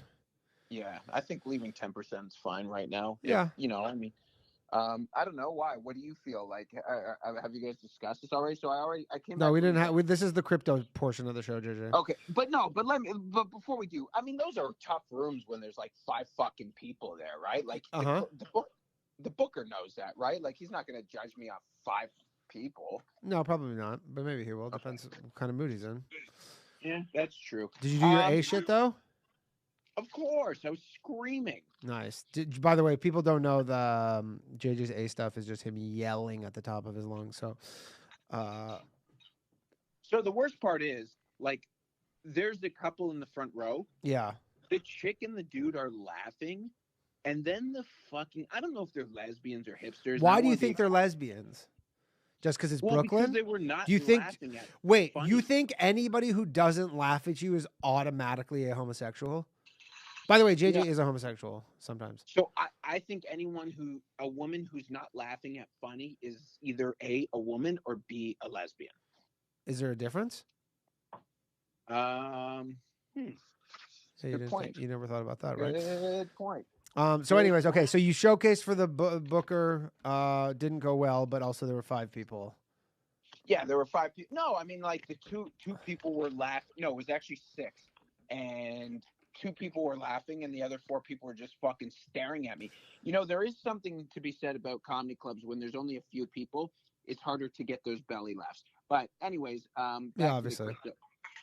Back to the crypto. I feel like it's a good. No, people want to know about your housing situation. So you found a place? When do you move in? Nobody cares about your crypto takes, but they do want to know if you're homeless right now. Thursday we move in. So you're moving in, both dogs? Do you have carriers for the dogs? No more crying during yoga. We're pretty good. You're not going to cry during yoga? It was a joke. Was it you or the dogs crying? I was crying during yoga. Oh, okay. I know. I don't want to do such a high level stuff. And then you should. Why didn't you do that during your fucking showcase tonight? That's probably. I can't believe you kept that back, man. That was a big mistake. Well, okay, JJ. Do you have anything else you want to add? We're gonna. Really. I got Soldo coming up. The only problem is I got food here, so I'll listen to you boys and I'll eat my shumai and my sushi. Oh, okay, cool, man. All right, JJ Lieberman, everybody. Take care. Good luck, everyone out there. Okay. Bye. All right, that's been JJ, everybody. He cries during exercise. He is in his 40s, so it happens. What do you guys think about the new little picture thing where I got a picture of the guest? I think that was a pretty neat little thing. Okay, we're going to try and get a hold of my buddy Kevin Soldo. He is in Toronto. He will probably get me a fucking strike because he's a piece of shit, but let's see. And if you have any questions, drop them in the chat. Let's go and end more volatile. Bitcoin or Toronto's housing market? Maybe Toronto's housing market, to be honest. Let's see if it's fucking... You have reached the voicemail box of course, fucking Soldo. All right, well, Kevin Soldo is not available. He, I guess his phone died or he ran out of... This is the kind of stuff that's happening in Canada and Toronto where he had... I don't know. Yeah, I take random callers. Guys, so the phone lines are now open for whoever. Anybody who wants to call in, please call in. Someone from Denver called. If you want to call back, I'll call you back. Right to voicemail. Yeah, he's volatile implies the prices are going both up. Okay, here we go. We got a caller. Hello, welcome to Low Value Mail. You're on the air. Who am I speaking with? Oh, whoops. Sorry, excuse me. Hey, Eddie? Yeah. Oh, hey, sorry about that. I pressed the speakerphone accidentally. How you doing, man? I'm doing good. How are you doing? I'm big fan of the pod. Thank you, Eddie. Where are you calling from? I'm calling from KC. KC, Kansas City. We were out there in the summertime. It was. Man, I missed it. I found out your podcast probably autumn, man, and just realized you guys just came there. Yeah. I saw you guys were coming up, and I was like, who are these guys? And Yeah. then I passed on it. You fucked up, regret man. that, man. Eddie, you fucked I up. did. You I really did. fucked up, man. Man. It's okay though. But it's okay, Eddie. We're here now. What can I help I have you a with, problem. man? Yeah, let's I hear have a it. problem. Yeah, let's get to some more. Enough with this war bullshit. Let's get down to some personal problems. All right. I hope it's my not peeing, war man. related. It's not my peeing. It's about your peeing? No, my penis. Oh, your penis. Oh, okay. Cool. What's going on with it? I'm not a doctor, by the way. I don't know if you think that I can help you with. Just let's hear the problem. It's a little bit too big. Is it? Yeah. What are we talking about here? I can't And sit how is down it and causing pee. you? You can't. What did you say? I can't sit down and pee, man. Why? Because your penis goes in the toilet? Yeah. How about you stand up to pee? It's the inconvenience. Yeah. Okay. Well, that would be my solution. Is this your actual problem? Is that your penis is too big and you can't? Yeah. Yeah, man. Okay, cool. Thank you for calling in, Eddie. We're gonna get to the next call. Hello. Thank you for calling Low Value Mail. Who am I speaking with? This is Austin. What's up, Austin? How you doing, buddy? Oh, you're in the chat. Oh, yeah. Yeah, cool. That's What's up? me. What's up, dude? Oh, nothing. Just calling in to say what up to Danny Polishchuk. How you doing, dude? Good. Can't complain. Yo, I did have a quick question, though. Yeah. About how you guys write material. Like, I know on the podcast, Ryan would say he kind of like wakes up, you guys were talking about having your phone in the other room. That's like self-improvement stuff. But, yeah. When you like wake up, like, how do you write jokes? Like, you keep a pen and paper with you at all times. You just write it on your phone. Like I write it. I don't know Ryan's thing. I am just kind of someone who I just write it on my phone. Like I'll just see something or have an idea, I'll write it on my phone. I know he said he keeps his phone in his room because if he like gets an idea, but my problem is that I need my phone to not be in my room because I need to actually get up and turn it off. Otherwise I'll be prone to sleeping in sometimes. So Right. I can't keep my phone in my room. Word. So sometimes I will just get up and write it down if I have something that's very funny or a very famous Mitch Hedberg joke. But I'll just convince myself that the thing I thought of wasn't funny. Yeah. Exactly. I'll just be right. like, yeah, it's not that funny. If you want to know what JJ's process is, he's in the chat and he says he sits down and he writes nightly before sets. That's his process. By the way, I've seen his notebook and it looks like the notebook of a serial killer. So I don't know if JJ's where you want to be taking your cues from. Are you a comedian or you're just kind of curious? No, I'm just always curious how you guys come up with content. I mean, because like generally just you just kind of write down notes. Ryan's much more observational humor, but Ryan's a lot more organized than I. Like he probably has like fucking folders for every little thing, and I'm kind of more scatterbrained. I'm a little all over the place, but I generally like something funny happens, I'll see something funny, and you just jot it down, and then hey, I got one more question. Yeah, for you. Shoot, Austin. Yeah. Like coming to America, what was the hardest part about it? The hardest part about coming to America, I mean, there were numerous difficult parts of it. First off is getting the visa, which was, once you have kind of the qualifications for it, you just have to spend a bunch of money and then you can get a visa. But you have to get a sponsor and stuff, which that was kind of hard. But then there was like, I had a girlfriend. I mean, when I moved here, I was 35.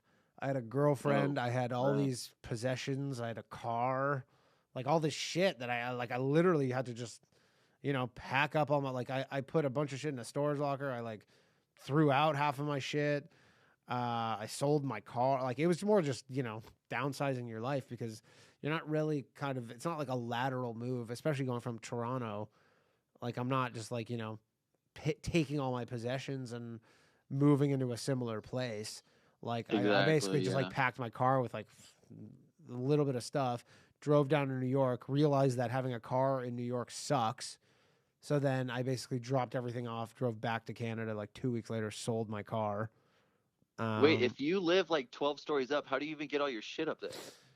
If you live 12 stories up, well, I live 5 stories up and I live in a walk up, and you literally walk that shit up the stairs, and it sucks. I mean, I think if you're after 5 floors though, it's all elevator buildings, so you have an elevator. But New York has all these just pieces of shit old buildings. So even some, like our studio has an elevator, but it's like tiny. Like I don't even know how you get like a bed in that elevator. I don't know. Like like movers in this city, when you hire movers, that is one thing I did on my places. I hired a mover, and they know how to just navigate, you know, these tight stairwells and walk ups, and they obviously charge you way more if it's a walk up. But yeah, I mean, it sucks. That's living in New York. It's just one of the multitude of shitty things. That getting smashed with a hammer in the head at the fucking subway station. You know. Yeah, I don't know how you guys do it, dude. I packed up and left California. I live in Boise now. Oh, okay. And it's freaking. But yeah. Do you like Boise? Why'd you move to Boise? Dude, it's the closest red state to my home because I grew up on the coast and I always. But is that the reason? Well, and you just feel like I gotta get out of the fucking libtard stand or whatever, and you're just Boise? Basically, yeah, Boise, dude. Yeah, it's pretty sick. But like, did you have a job in Boise? Oh yeah. I get paid about the same. But like, did you get a job and you go like, I have a job in Boise, so I'm moving to Boise, or did you move to Boise and then you're like, I'm getting a job here? No, I straight up just freaking was like, all right, just I'm like, in California. Did you throw a dart at a map? No, everybody. Why not go to Florida? No, everybody in California, like, dude, where I'm from, my small town in California, they were like, dude, Idaho's where it's at. And I was like, all right, I'm going to fucking Idaho then. All right, I guess I'll have to check out Idaho. I've never heard of that Idaho's where it's at. Oh, yeah, it's pretty. It's beautiful. Really? You know the Sawtooth, the Tetons. You know, Yellowstone. Yeah. I mean, yeah, that's cool. Yeah, they have they like for hiking and stuff. Oh yeah, but no beaches. They have lakes. No. Yeah, we got a lot of lakes. It gets cold there though. Dude, it's fucking freezing, dude. Where in California were you from? On the coast, this like Santa Barbara. Oh, so you moved from somewhere warm to somewhere cold. How do you feel about that? Yeah, it's tough, dude, but it's better than being over there. I'll tell you that. All right. Well, I would say, yeah. I mean, if you like it, you like it. I would have gone to Florida if I was you.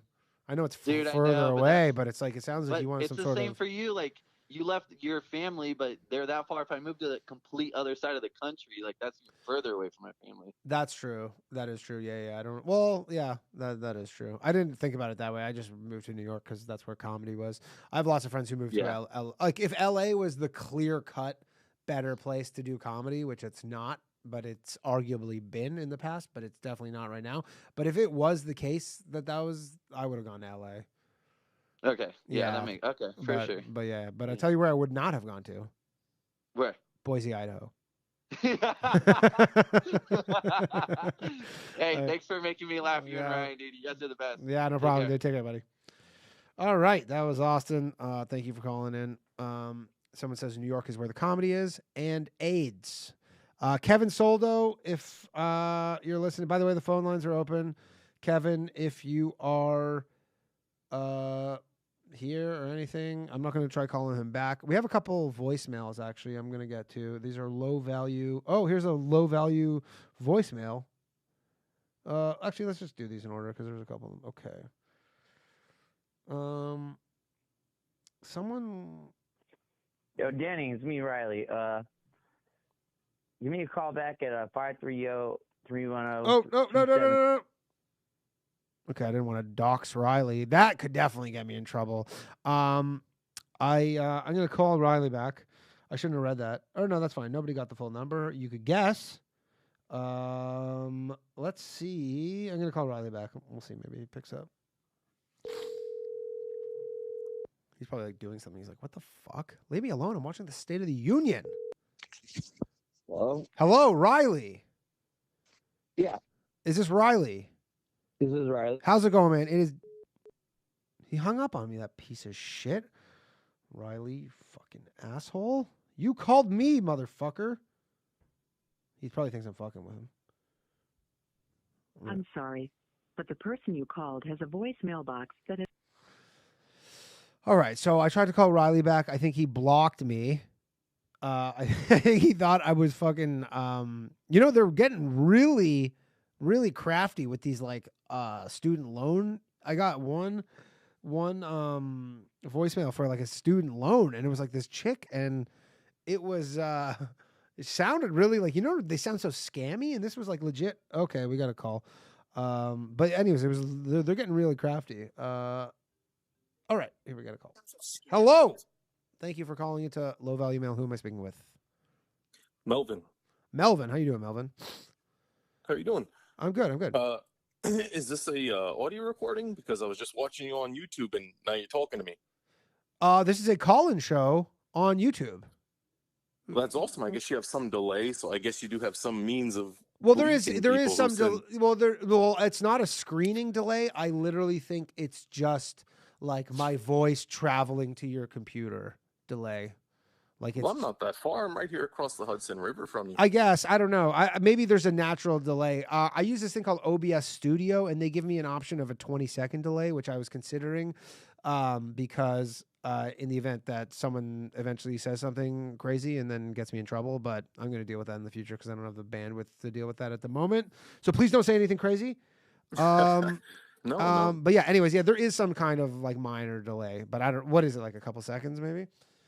I don't know. I just turned off the thing so there was no echo. Yeah. But anyway, look, I not got anything really serious to talk about. That's cool.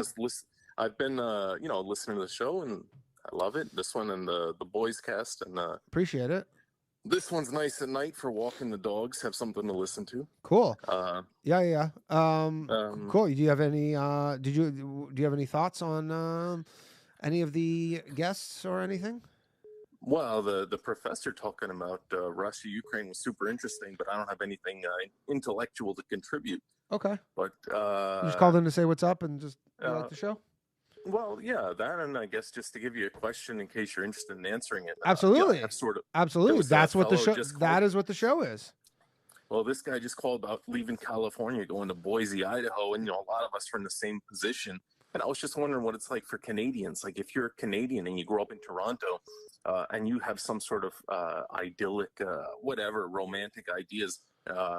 Well, the thing is, I've been talking to a Canadian for work, and he mentioned a few places, some names that sounded kind of Indian, kind of Native American kind of to me. And I was wondering, it wasn't always for a Canadian. Yeah, so it wasn't always Canada. It used to be like a native thing. Oh, funny enough, old Riley's trying to fucking call me back. No dice, Riley. I will call him back though. But so in Canada, I will say that this was one thing that I was thinking about a lot during COVID because I was in America, and how you could just, your job's like, hey, you're working from home now, and people are like, okay, well then I'm fucking going to Florida. It's March. Why would I stay in New York if I can go somewhere warm? I can go to Hawaii or whatever. In Canada, all of my friends there, you don't have the option, especially when the borders were closed, to go somewhere warm in the winter. Because we don't have, like, America has every different climate you can really think of all the time.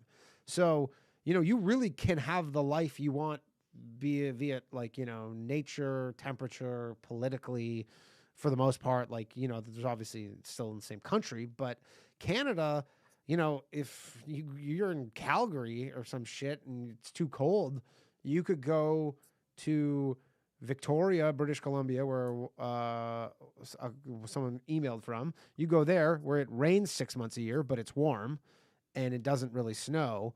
But like, there's no tropical place in Canada all year round. You're stuck with either snow or rain if you're, rain on the West Coast. But if you're in Calgary, like, yeah, you could go to Windsor, Ontario, or Toronto, where it's like a little warmer, but it's still colder than New York. And yeah, that's pretty much it. So there's not, Riley, I'll call you back in a second. He's in the chat. But yeah, there's not a lot of options in Canada. Like we have a pretty similar climate across the board. So we don't have that like in America where people are like, I can move to Hawaii. We don't have that. And in terms of like the native names, there's a lot of that because we took their shit. It was just like, just like America. Like something like Tallahassee. I don't think that's an English word. I don't think that's an English word. I never thought about that. Yeah. This is just a lot of that shit. So anyways, but yeah, not, someone says, does Victoria rain far less than Vancouver? Maybe a little less, but it's still, that's the trade-off. It's going to rain. That's where my brother lives. Anyways, thank you for calling, buddy. I'm gonna give Riley a shout here, see what he's up to. Yeah, let's see what he has to say. All right, take care. Bye. All right, let's get a hold of Riley. If he fucking doesn't pick up right now, I'm going to snap Riley. Snap. What up, Danny Polishchuk? Riley, how's it going, man? Yeah, I was being a lazy piece of shit. My phone was at 1%. That's cool. I thought honestly, because I called you because you left me a message, and then you hung up. I didn't realize, and then I was like, it went straight to voicemail. I was like, this motherfucker block me? No. I thought you thought it was like maybe car warranty. Yeah, extended car warranty, all that bullshit. Julio's auto insurance or some shit. Exactly. Anyways, we got you through here. How's it going, Riley? Good, man. I think I called you the other day. Yeah, you called me last. So just full disclosure, I don't know if I don't know if you're watching the episode tonight, but I went to play the thing, like the because it has like the visual voicemail, and then you started saying your number, and I was like, oh shit, and then I stopped it. So your number, I did not dox you, Riley, but people could probably with 10,000 tries guess your number. So for that, I apologize. In case that's all good. I work with cell phones anyway, so okay. Who cares anyway? Bit of a hacker.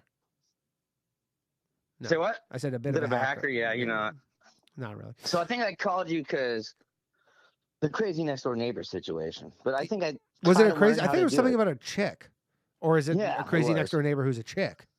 Yeah, crazy next door neighbor is a chick. All right, will not leave me alone. Okay, so you have how old are you, Riley? I am 32 next month. Nice. Okay, so you're 32 years old. You have a crazy next door neighbor.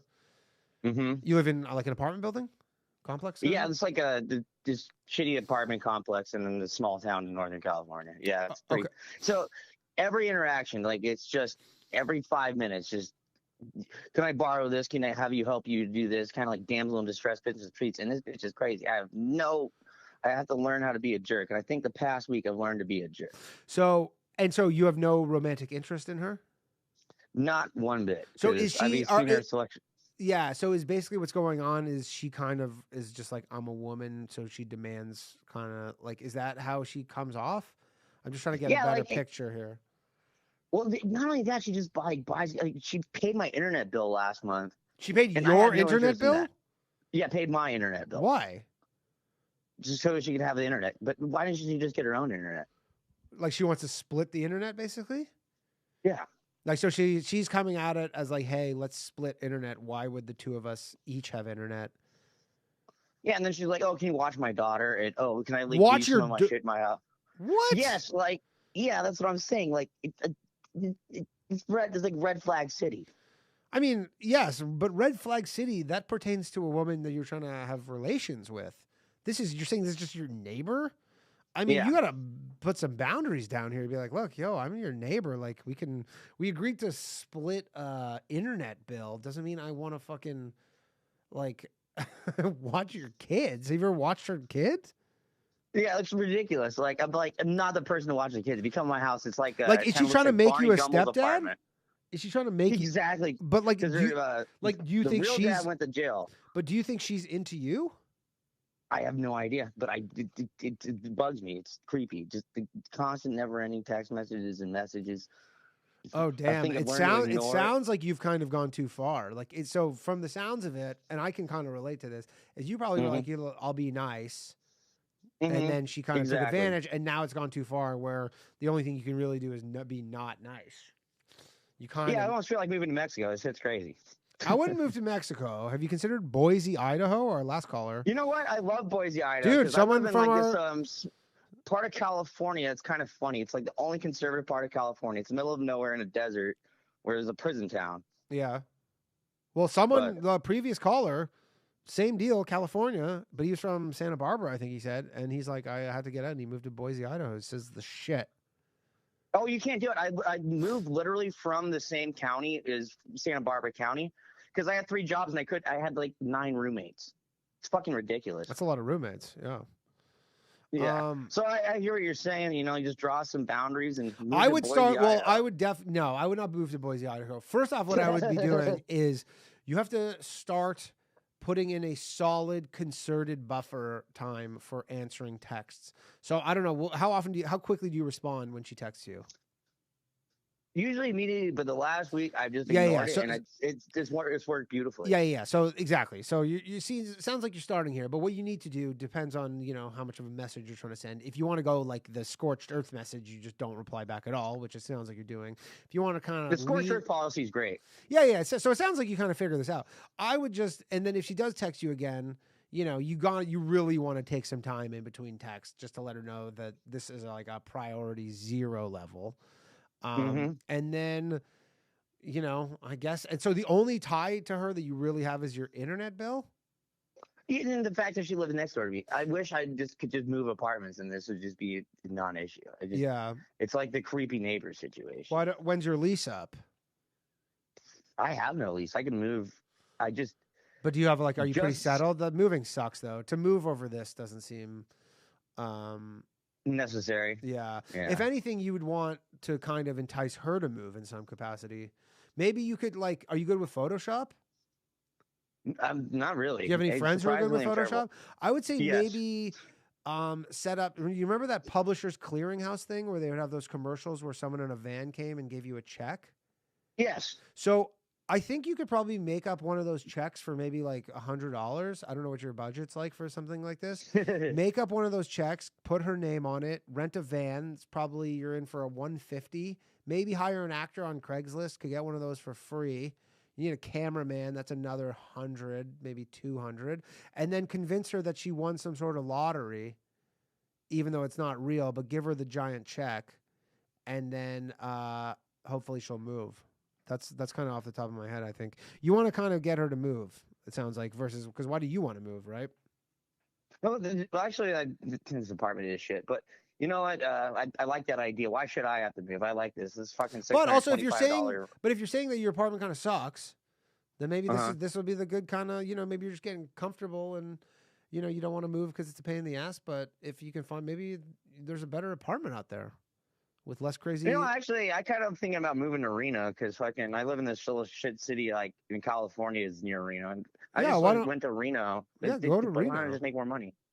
Wait, there's more money to be made in Reno for you? Yeah. So why wouldn't you move in Reno? Do you have lots of friends there? No, I mean, it's close enough. It's an hour and a half where all my people are. So fuck it, why not? And how far is Reno to all your people? Like an hour and a half. So it's the same thing? Yeah. But there's more money in Reno? Yeah, dude, they have Reno actually went from a piece of shit city to actually pretty cool. They got opening up a Tesla. Yeah. They have all the tech companies are moving there because it's cheaper because California fucked off and because I know. So you should move to, dude, it sounds like you should fucking move to Reno. I don't know where you live, but it sounds like you don't really like it very much and you're kind of indifferent and just comfortable. But, sometimes as someone who has moved to a different country, someone says there's no taxes in Nevada. Someone else said, yeah, Reno is popping too, Austin. Sounds like a lot of people are saying you should probably just move to Reno. I mean, do you have a lot of shit? Move to Reno. You got a lot of shit?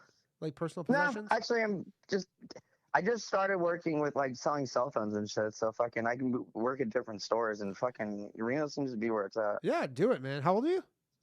Fucking 32. 32, yeah. That's fine. I moved to America when I was 35.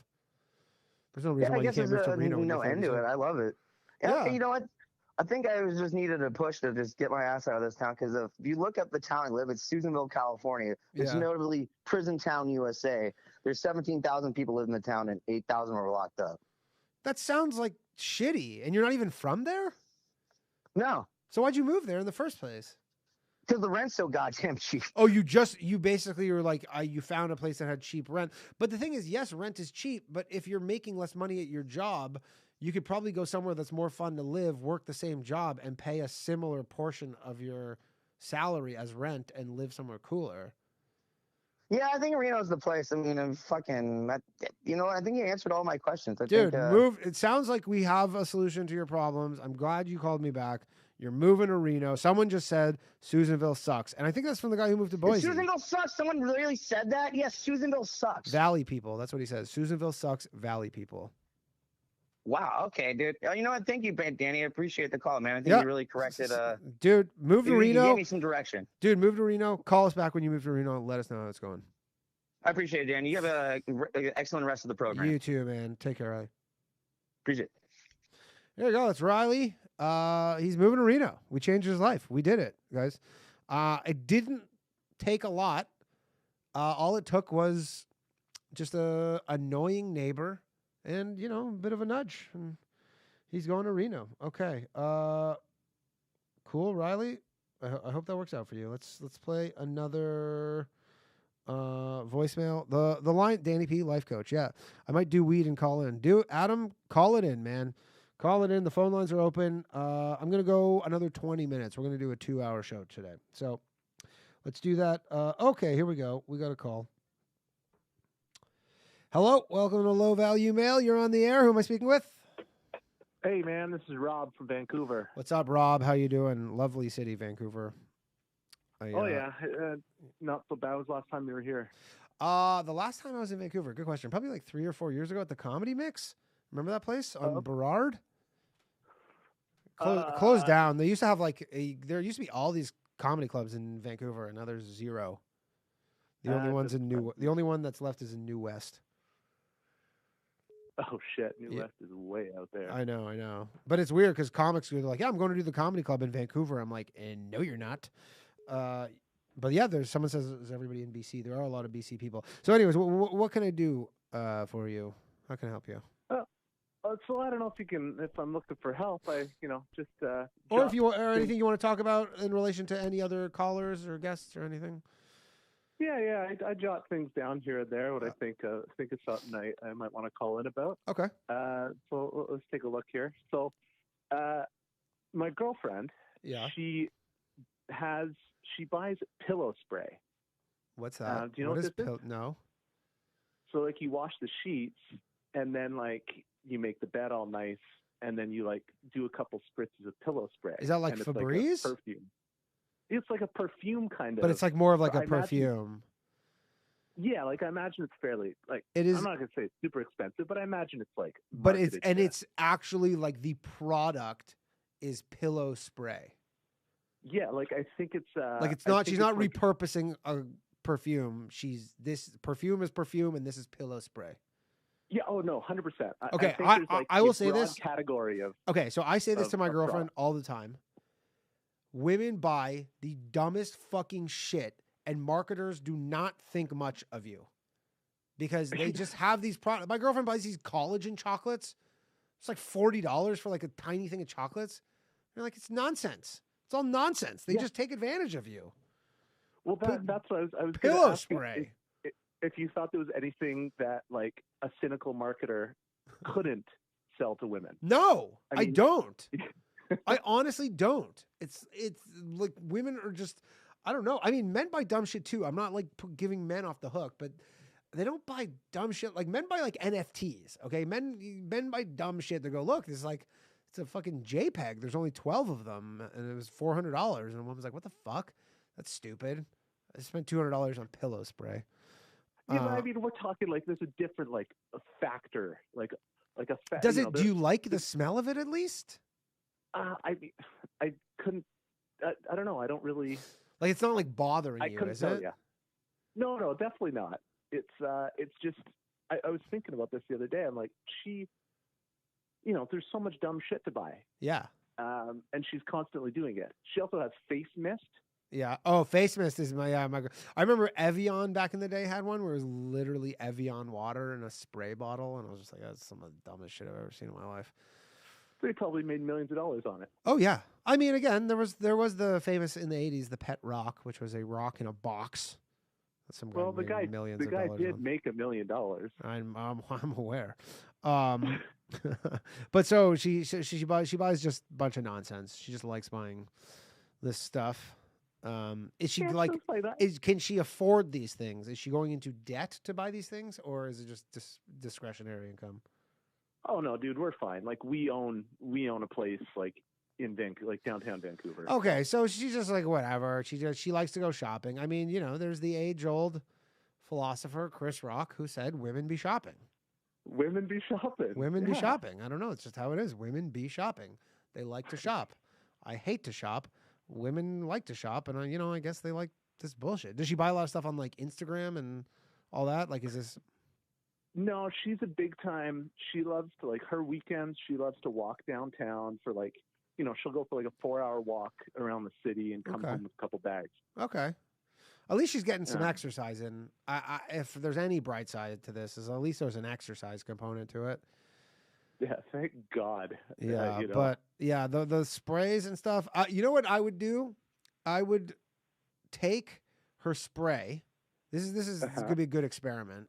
Take her spray, dump it out, and replace it with something that costs less than 50 cents, and then see if she notices. Like, try and find like something that's similar, and then let her spray it for like until it's empty, and be like, "You idiot! That was tap water with like some fucking drop of palm olive or some shit." Yeah, I don't think it's not going to work out for you. Like you'll win in terms of, the self-satisfaction of proving her wrong, but she's not going to take that as being proven wrong. She's going to be like, "You owe me a new pillow spray," and then you're going to have to buy a pillow spray. Oh, that'll be the least of it. Yeah. Yeah. It doesn't sound like. I'll be dealing with the backlash of that. Oh, there'll be a backlash. There will definitely be a backlash, but that would be at least funny. But I sometimes do things that I think are funny that are to my detriment. Like that. I'm looking up pillow spray right here. Yeah, you're looking at, these are small bottles. They're $30 to $50 for pillow That's spray. wild. This is wild. crazy. I think Low Value Mail might have to come out with Low Value Mail pillow spray. It's going to be $900 a bottle. I'm looking at it right now. They say it helps you sleep, but like, so does weed. It's just it calls under the category of aromatherapy. The thing is, I can't, like, do you spray it on before, like, you go to bed, or is it when you wake up in the morning? No, like, I don't know how often. I think it's when you sort of want to freshen it up, but I think it generally is at night. Like, in the morning, you're just kind of a piece of shit in bed, so you don't really care. But at night, it's sort of like that whole, So it's kind of like giving your bed the spa treatment a bit. I don't know. Yeah, well, I wouldn't want. I don't want my bed to smell like anything. I want it to be pretty neutral. I guess if it smells like laundry, I don't know, but that's a very woman thing, pillow spray. But the women are keeping the economy going. Pretty much. If we got rid of all this shit, if women decided that overnight, snap of a finger, they weren't into any of this stuff, like diamonds and gold and pillow spray and mud masks and makeup, the economy we would be in a depression overnight. Yeah, everything would tank. Yeah, we'd be out on our asses. Yeah. Like, we would all be like, it would be back to basically, we'd be like hunter and gatherers. Like, it would reset all of humanity if women decided all at once that they weren't into this shit. So we're stuck. So is she into crystals? Someone mentioned crystals. Is she into crystals? Oh, no crystals. She's not a crazy person. Like, she's a very rational. But crystals seem pretty mainstream. Yeah, I mean, so is astrology. Like, that's blow true. my brains out, right? Yeah. Anyways, it sounds like there might be some crystals in your future. Potentially. So, confession is, like, I had to kind of almost talk myself out of buying like a $700 mechanical keyboard. Yeah. Like for like a keyboard, like you play piano kind of thing? No, like a keyboard for your computer. Oh, okay. Like a gaming keyboard, or just one that has like the weighted ones that feels good? Well, it'd be it's a weighted mechanical. Like, there's a whole subculture of like custom mechanical keyboards that probably has gone overboard.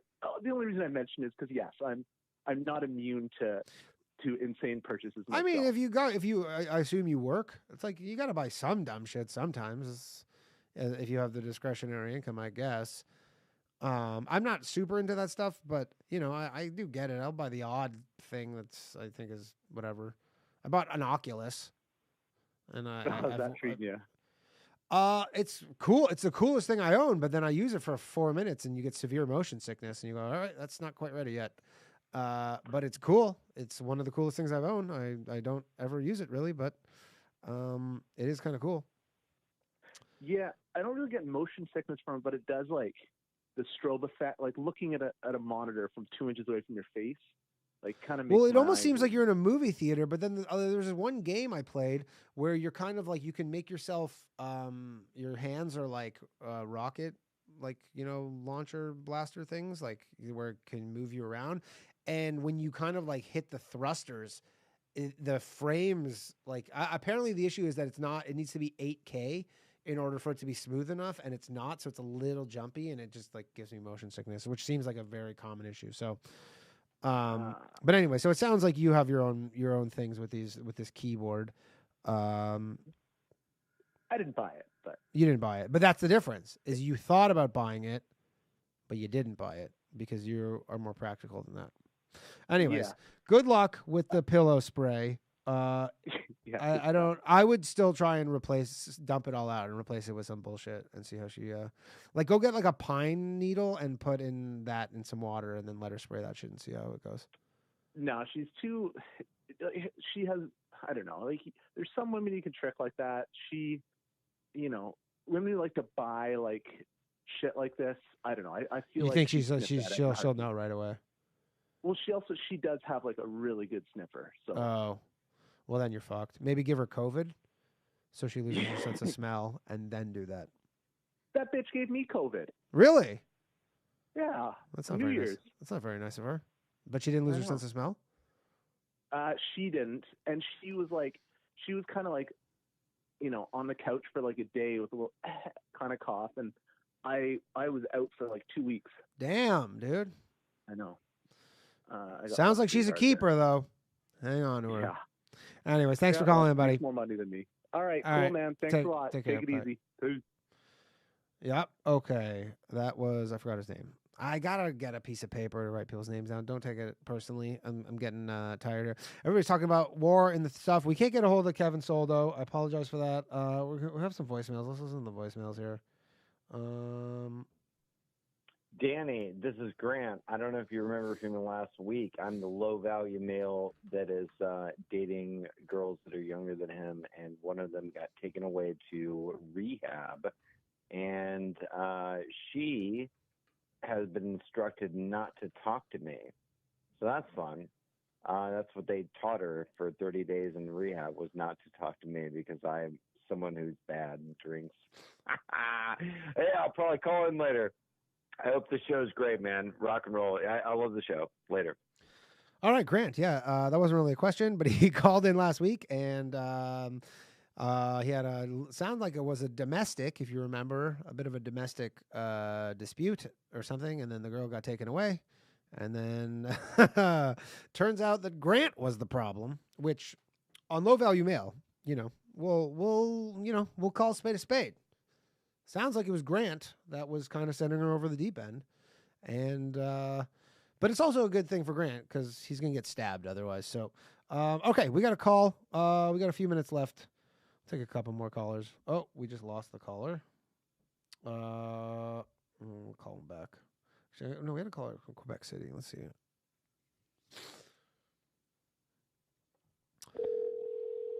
Yeah, Grant. It's definitely Grant. Grant's doing it. Yeah, what's up? Hello, how's it going? Who am I speaking with? This is Danny from Low Value Mail. Hello.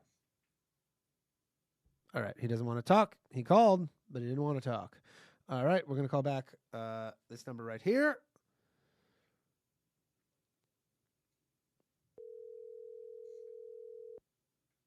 Sounds like an oddly more quiet. Oh. Oui. Oh, oui. Danny. Hello. Who am I speaking with? Good looking son of a bitch. What are you up to, buddy? What am I?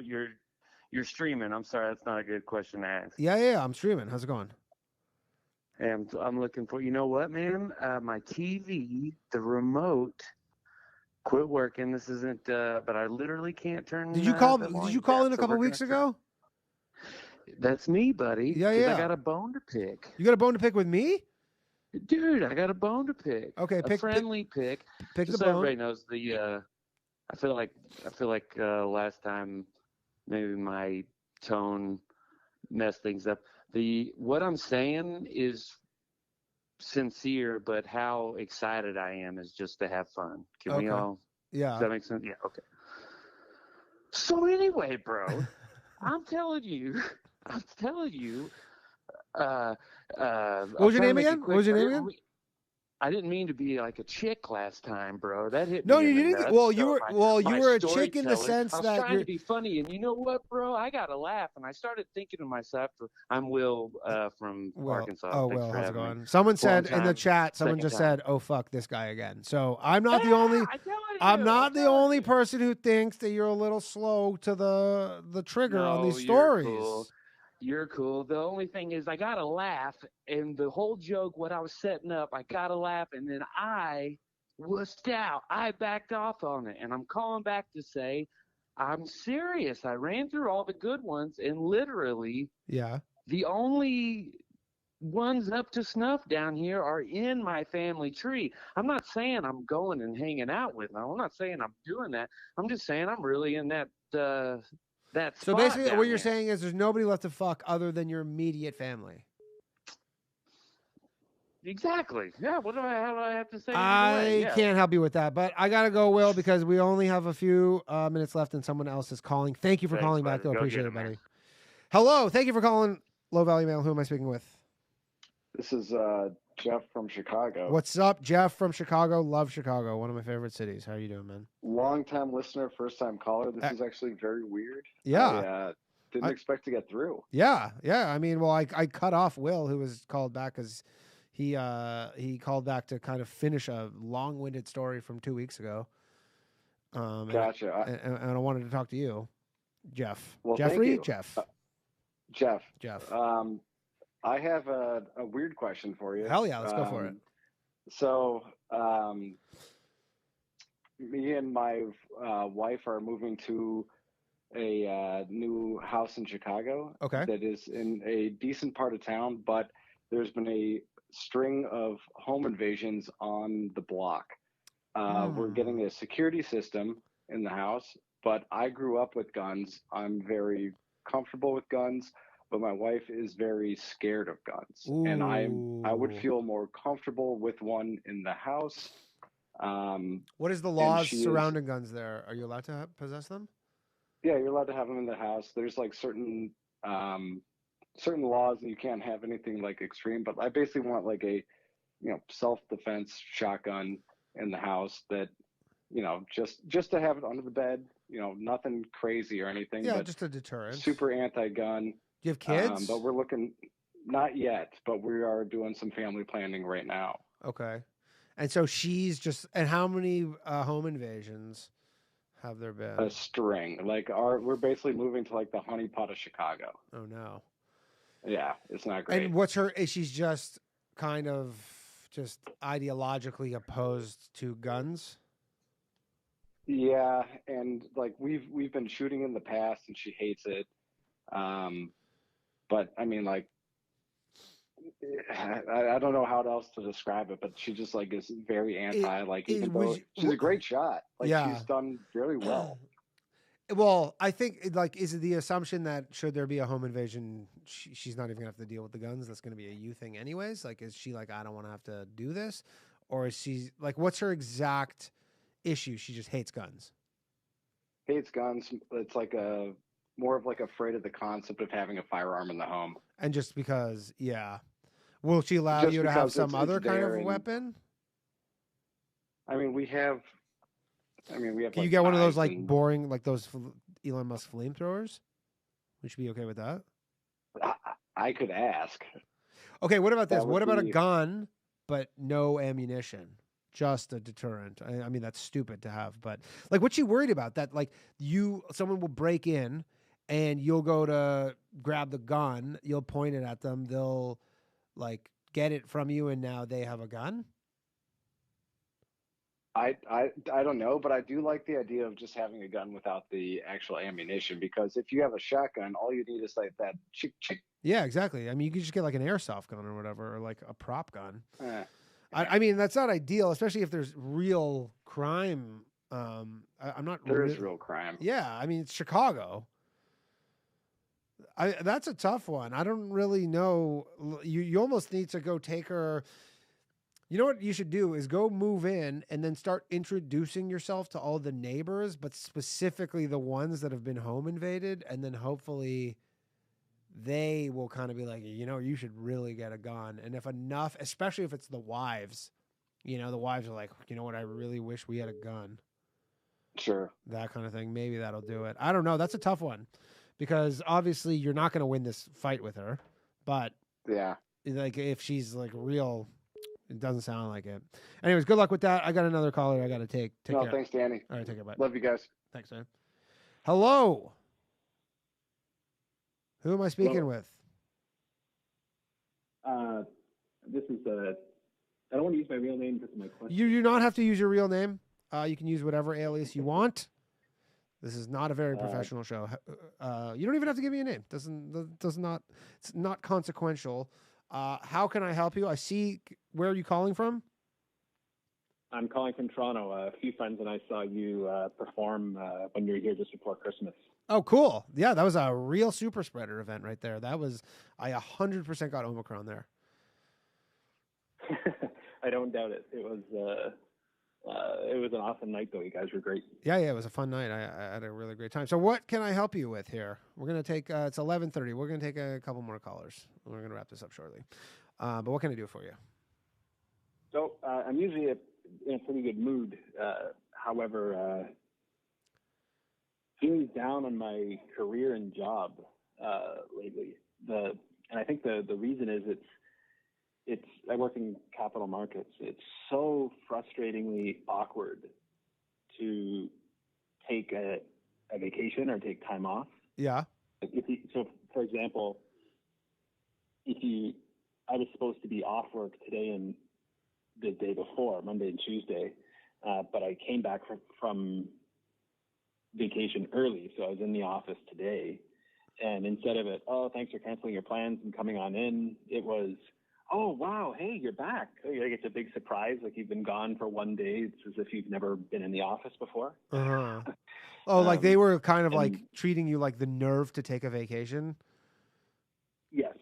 Really? And it's are you sort of on some sort of it's like sort of track to be like a really like high up? Like, are you on that? It's actually interesting you say that because I have a good friend of mine who worked at, I believe, CIBC, and he was kind of like, he'd been, working in like banking, I believe.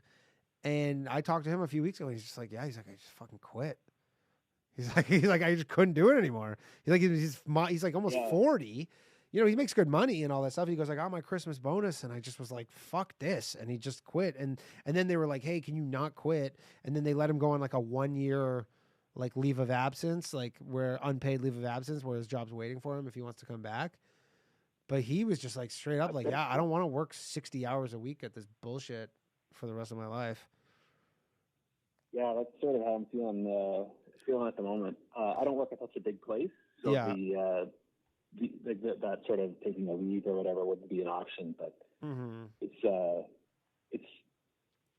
I'm just not sure how to deal with the awkwardness of trying to take vacation days and things like that, because it's sort of at a breaking point where it's like, is it really worth? Especially because the more you work, sure, you make more money, but you pay more in taxes and stuff. So for every hour or for every dollar you make, it's less. Every additional The marginal dollar you make is less benefit. worthwhile. Yeah, the marginal benefit kind of declines. So Yeah. you're like not So super motivated to really kind of crank up the output because mostly just Justin Trudeau gets a taste of that in the provincial government. I mean, do you have anything else? How old are you? 34. 34. So you're still pretty young. I imagine you have some savings, so you could probably, or at least if you don't, you probably could kind of save some money. Do you have a wife or girlfriend or anything? No, I have a girlfriend, but no children, never married. Oh, okay, so you got a girlfriend. So you seem pretty flexible in what you can do. I mean, if you hate your job, it's like you probably are looking at 30 more years of this job. I know it's not easy to just tell somebody to go get a new fucking job, although it seems like this is kind of like the hottest labor market in my lifetime.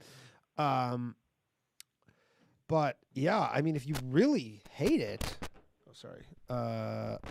Oops. Sorry about that. Sorry, my foot got caught in the fucking phone. Okay. Yeah, if you really hate it, I would say, I don't know. There's lots of other things in that world I imagine you could do. JJ says, don't wait. Get the fuck out of that job. He lost all his money in cryptocurrency, though, so keep that in mind. That's, yeah. Yeah, I guess the one thing I was looking for advice on is like how to deal with the awkwardness of the boss who's sort of cagey about. Like there's always the claim. It's like, oh, just let us know what you need to do, and we'll, get it in the calendar, and it's fine. And that's like, oh, I'm gonna take next Friday off, and it's like, oh, really? Like, Hey, sorry. Actually, you're kind of breaking up a bit. I can't hear you very well. I don't know if you're in a bad reception area. Are you hiding in your basement? yeah. No, I'm just on a mobile, so maybe that's it. Can you hear me better now? Yeah, I can hear you better now. So basically what you're saying is whenever you ask for like a vacation time at work, they just give you a hard time about it? Yeah,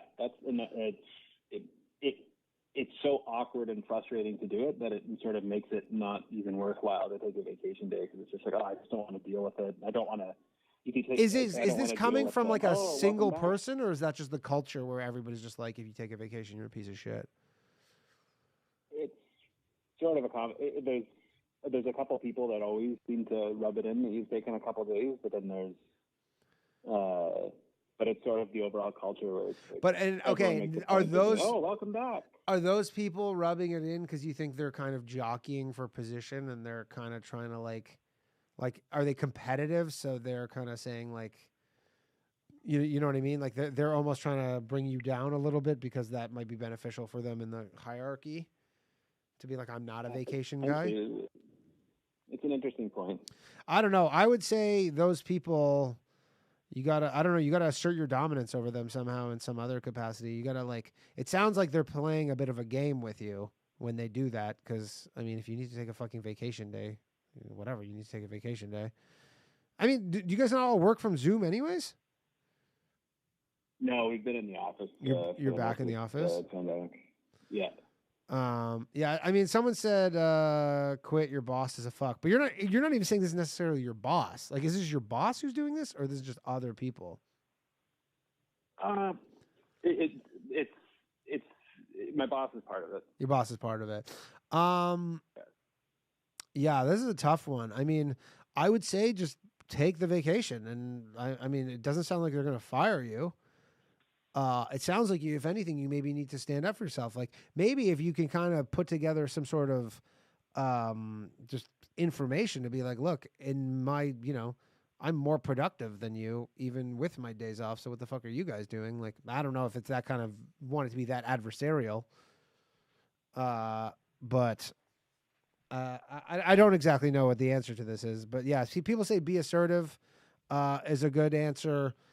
But I mean, just take your fucking vacation days that you're deserved because, I would not feel an allegiance to this place too much because, if times get really bad and we, a nuclear bomb gets dropped on fucking New York City, they're going to fire you and they're not going to think twice about it. So I would, yeah, you're right. I think, I would not, this might be it. Yeah. Like, I don't know if you have one of those jobs where we're a family. You're not a fucking family. Your family is your family. That's where you work. They don't give a shit about you. They pretend like they give a shit about you because they need something from you. And the moment that you're not useful to them, you're out. So that'll be it. Yeah. It all seems so obvious now. But I would say just save up your money. Save up your money, and it'll give you more options, more freedom in the future. Anyways, I gotta go. Thanks, man. Thanks for calling in. Yeah, or thanks for being a sounding board. It makes it all seem very clear now. No problem. Okay, take care, man. Bye. Bye. All right, my stupid girlfriend's calling right now. I don't know why she's calling, but I feel like she's going to be mad if I don't pick up. So I'm going to pick up for a minute. And then I tried calling Sol, though. He didn't pick up. I don't know why my girlfriend's calling, but I'm going to pick up. Hello. Hi, Heather. Hi, honey. How are you doing? You're doing great. Thanks. What's up? You're the last caller of the night. In the beginning, you're the last caller of the night. Call, though, he was a professor. Yeah, I got to wrap this up though because the show's over 2 hours right now. People are fading fast. What was I gonna say? Okay, so about the gun guy. Yeah. I'll give advice that my dad would give, which is always to get a gun. Yes. But he said, But I the don't know if wife he doesn't said- want a gun. She's opposed to the gun. I understand that, but I would maybe get her to take some gun courses on the shooting range or something. But also, he said that he was keeping it under the bed. He should never keep a gun under the bed. You should keep it in a locked box in the closet. But then what happens if people like break in quickly and you can't get to the lockbox in time? I would not feel safe with a gun under my bed at night, especially if you have kids. You never ever want they don't to do have that. kids. They don't have kids. So that I agree with. But once you have kids, that's definitely. Would you say maybe just get a gun and just don't tell her and just hide it? I think that that's one of the worst decisions. But also, I will just add on to that story. Yeah. My dad works with a guy, and I know you know this story. He had a gun to protect himself. He shot himself in the abdomen by accident. Oh, yeah, And he ended up in the hospital. Yeah. You, I remember So that if you're- because he if called you're your dad both- and he said I shot myself in the stomach. If you're both not very trained with the gun and feel very confident with it, and you have a safe, secure box for it, I would not get a gun. Okay. Yeah, I mean the issue is with I don't think wants a gun under any scenario. I think they really need to get a home invasion. You know what? Actually, if he's listening, I thought of it. Hire actors, fake home invasion, right? You hire actors to fake a home invasion. She gets so scared that she now understands the need for the gun. No. Also, if you just get a really good alarm system that's super expensive and high end, and somebody breaks in, they're going to run away really fast. Not necessarily. I mean, they work. But also, he sounds like he just probably shouldn't be moving to an area that's unsafe if he wants to have kids and there's tons of home invasions. Well, it's Chicago. Everywhere's unsafe. Also, someone says you don't sound like you're from Florida. She's from Tampa. I don't know if there's a difference there. It's because I'm using my therapist voice right now Oh, okay. for all the fans. And fuck you, JJ. I know you're probably talking shit about me somewhere in there. So. He's not. I think he went to go jerk off. Okay. I'm Okay, gonna take one more call. Thank you for Love calling in. I you. love you. Bye. Bye. That was my girlfriend, everybody. Okay, Alex Byron, if you want to call in, call in. Otherwise, we are going to wrap this up. We have gone mad long. Oh, shocker. The girl says the solution to problem X is money. Alex. Okay, here we go. Last call of the night. Phone lines are closed. Hello. Thank you for calling Low Value Mail. Is this Alex? Hey, buddy. What is up? Alex Byron, everybody. A very funny comedian from Vancouver. Is that where you live now, Vancouver? Hey. Can you hear me all right? Yeah, I can hear you fine. Can you hear me? Okay, cool. Yeah, I'm from Vancouver. I'm back in Calgary right now. Yeah. You went. You were asking me. You went to Toronto for a month. You got an Airbnb, and then what was it? The day before you were supposed to go, everything locked down. Yeah, I went at the worst time. Yeah, everything locked down. Well, by the way, actually, a lot what of people in the happened chat thought I was gay because Ryan always says I'm gay. So that escort I hired to call in to pretend to be my girlfriend now has everybody kind of confused. Oh, okay. Yeah. So how's it going? How's it Wait, going in you're not Vancouver? gay? No. Oh, crazy. I mean, I thought this suck was a like a dick gay here and there, but Yeah. I wonder how long until YouTube kicks me off. Anyways, what's up? How are things? Yeah, things are good. Yeah, that was like I was gonna go to Toronto and then things shut down, but I couldn't get a refund on my Airbnb, and I'm the kind of guy I just like I hate losing money on shit like that. Yeah. I'll always take like the more petty, dumb thing. I'm like, well, fuck it, I'll just go to Toronto, and then like, what's the worst that could happen? And then I ended up matching with this girl like on Hinge when I was at the airport, pretty much like on going to Toronto, and then I was like, oh man, wouldn't it be funny if like we really hit it off? And then because she had just moved from Toronto to Calgary, and then we started talking when I was in Toronto, and then we ended up like wanting to date. And now I'm like back in Calgary hanging out with her. So it's just like, Okay, so you met a not girl in. By the way, I just have to pull up your photo here. I got a little photo of Alex Byron. There is everybody. wow. Yeah. It's real operation I got going on here. So you, so you met a girl at the airport online, and why was she in Toronto? Yeah. So she was in Toronto, and she, was moving to Calgary, and then I was in the process of moving from Calgary to Toronto. So we matched, and then we're like, oh fuck, well this stupid. But then everything was shut down in Toronto, so now I'm. So you got now I'm back in Calgary. So now you're back in Calgary. Yeah. And she's also in Calgary, and now you're dating. Yeah, pretty much. She has a lease that she's waiting to run out, and we're probably going to just visit Toronto every couple months, and maybe when her lease is done, if I still want to go there, she's pretty open to it. She can work from anywhere, so might still end up in Toronto. So she'll follow you to Toronto should you decide to move there? Sounds pretty serious, Alex. She's a great gal, Danny. You know, sometimes as much as we like making fun of women, and I don't like making fun of our women. closeted homosexuals. I am that, but I don't like making fun of women. Oh yeah, I mean that was a test, and you passed. Thank you. To see if you were an ally. Yeah, for sure. No, she's cool. So yeah, that's basically what's happening. But I got a quick question. I know you're at the end of your show, but I thought this was Yeah. We'll finish this bad boy up with a question. Definitely a dumb. Oh, sorry, you have time for a question? Yeah, absolutely. I mean, dude, cool. We're not on the fucking radio. It's on YouTube, dude. I can go for fucking 4 hours if I yeah. wanted to. I just feel like we're getting a little So long in the tooth basically, here, but this is like objectively stupid. This isn't like did I make a mistake? Like, I know that this is stupid, but the silver lining in this could be that it's a good question for your show. So okay, at least that'll be a little side benefit. But anyway, so my girlfriend's mom is a MILF. yeah. And then like after I met her, we were in the car, and I was like, "Oh yeah, your mom's pretty hot," and she was like not super happy about that. And then I met her stepmom, and then I forgot that I said that. And then in Calgary, like fast forward to when we're here, and then like I met her stepmom, Yeah. and then we were going. And I'm like, "Hey, your stepmom's pretty hot." So she has a hot. So the stepmom and the biological mother are both hot. Her dad's doing well, basically. Yeah. Her dad's crushing. Yeah. Absolutely crushing, and I'm in appreciation, and that's really all I was getting at. Sounds like you should have been keeping this to yourself and telling the dad. 100%. Yeah, that sounds like the error. But I mean, I don't know why. I don't know if you were like if you had some deranged look in your eyes when you said your mom's super hot, and then followed that up No, I with your wasn't stepmom's. drooling. Yeah, but if you're just like, yeah, your mother's quite a looker. Generally, women don't find that too big of an And issue.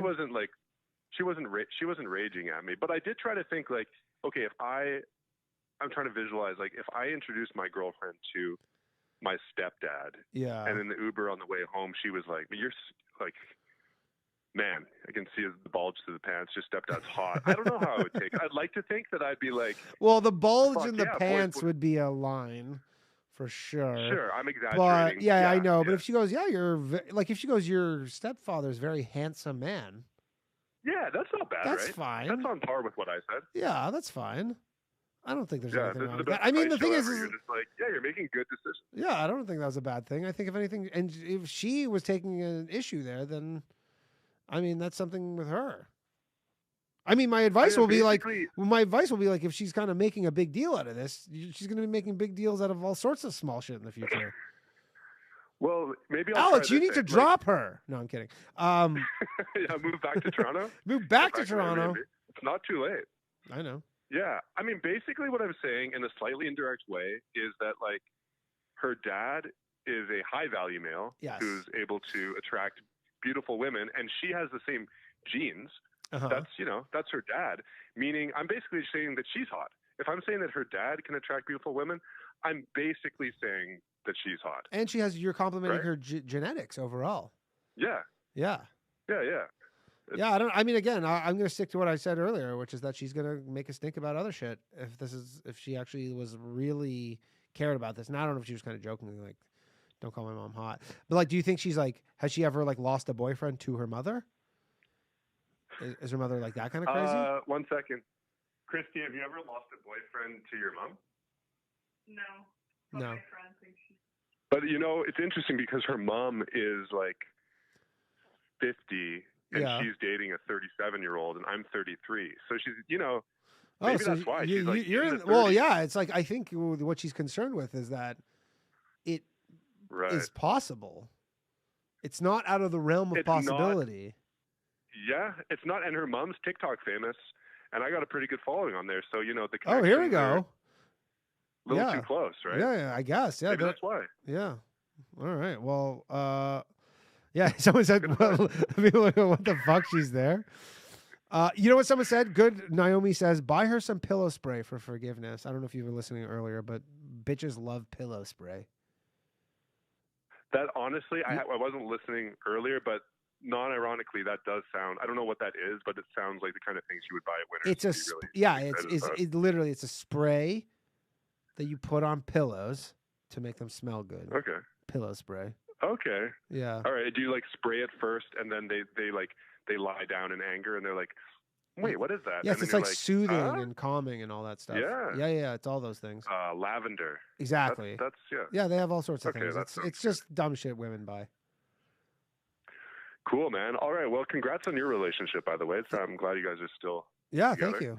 Thank you. And congrats on the new show. Yeah, thank you. Do And, you want to plug? thanks for What's your? Where can people find you? You're very funny. You have a huge following on TikTok. What are you at on TikTok right now? It's like 650,000. Oh, no, big. Just 650,000. All you got to do is fucking kiss the feet of the Communist Chinese Party. No, I'm kidding. Dude, But I would love.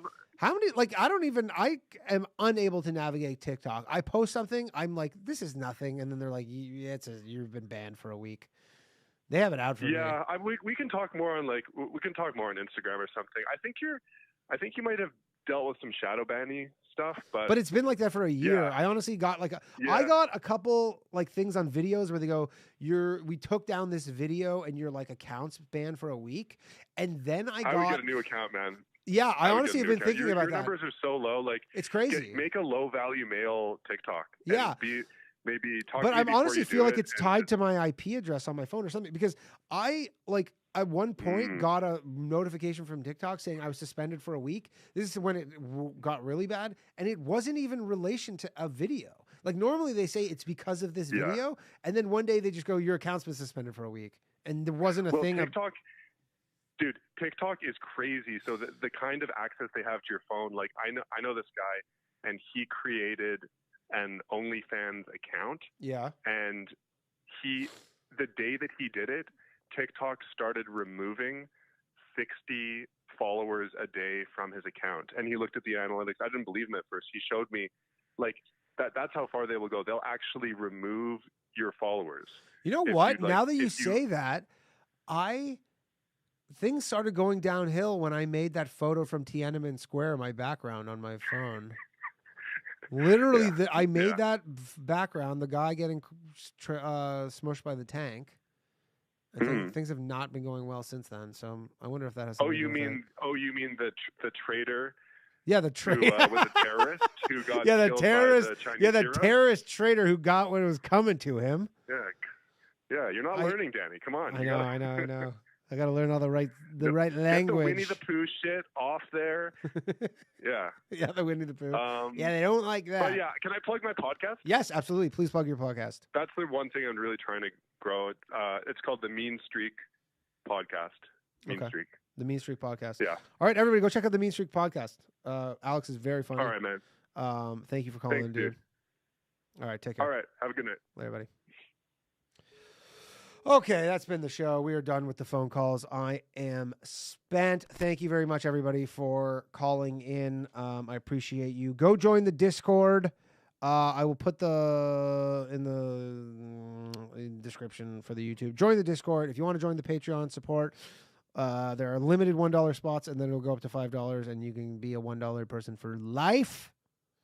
Other than that, thank you very much, everybody. Please, like and subscribe, and on Spotify. If you listen to this, just leave a review, and you know all the shit. You guys listen to stuff. You know all the stuff. What is the Discord link? His podcast doesn't show up on my app. God damn it! Just figure it out. You guys are all high value males. Okay, I know I joke that you're low value, but you're high value. Figure it out. I will put the Discord link in the comments once this video processes. Because you can't find out. Patreon is patreon.com/lowvaluemail, MAIL. Thank you very much, everybody. We will see you next week.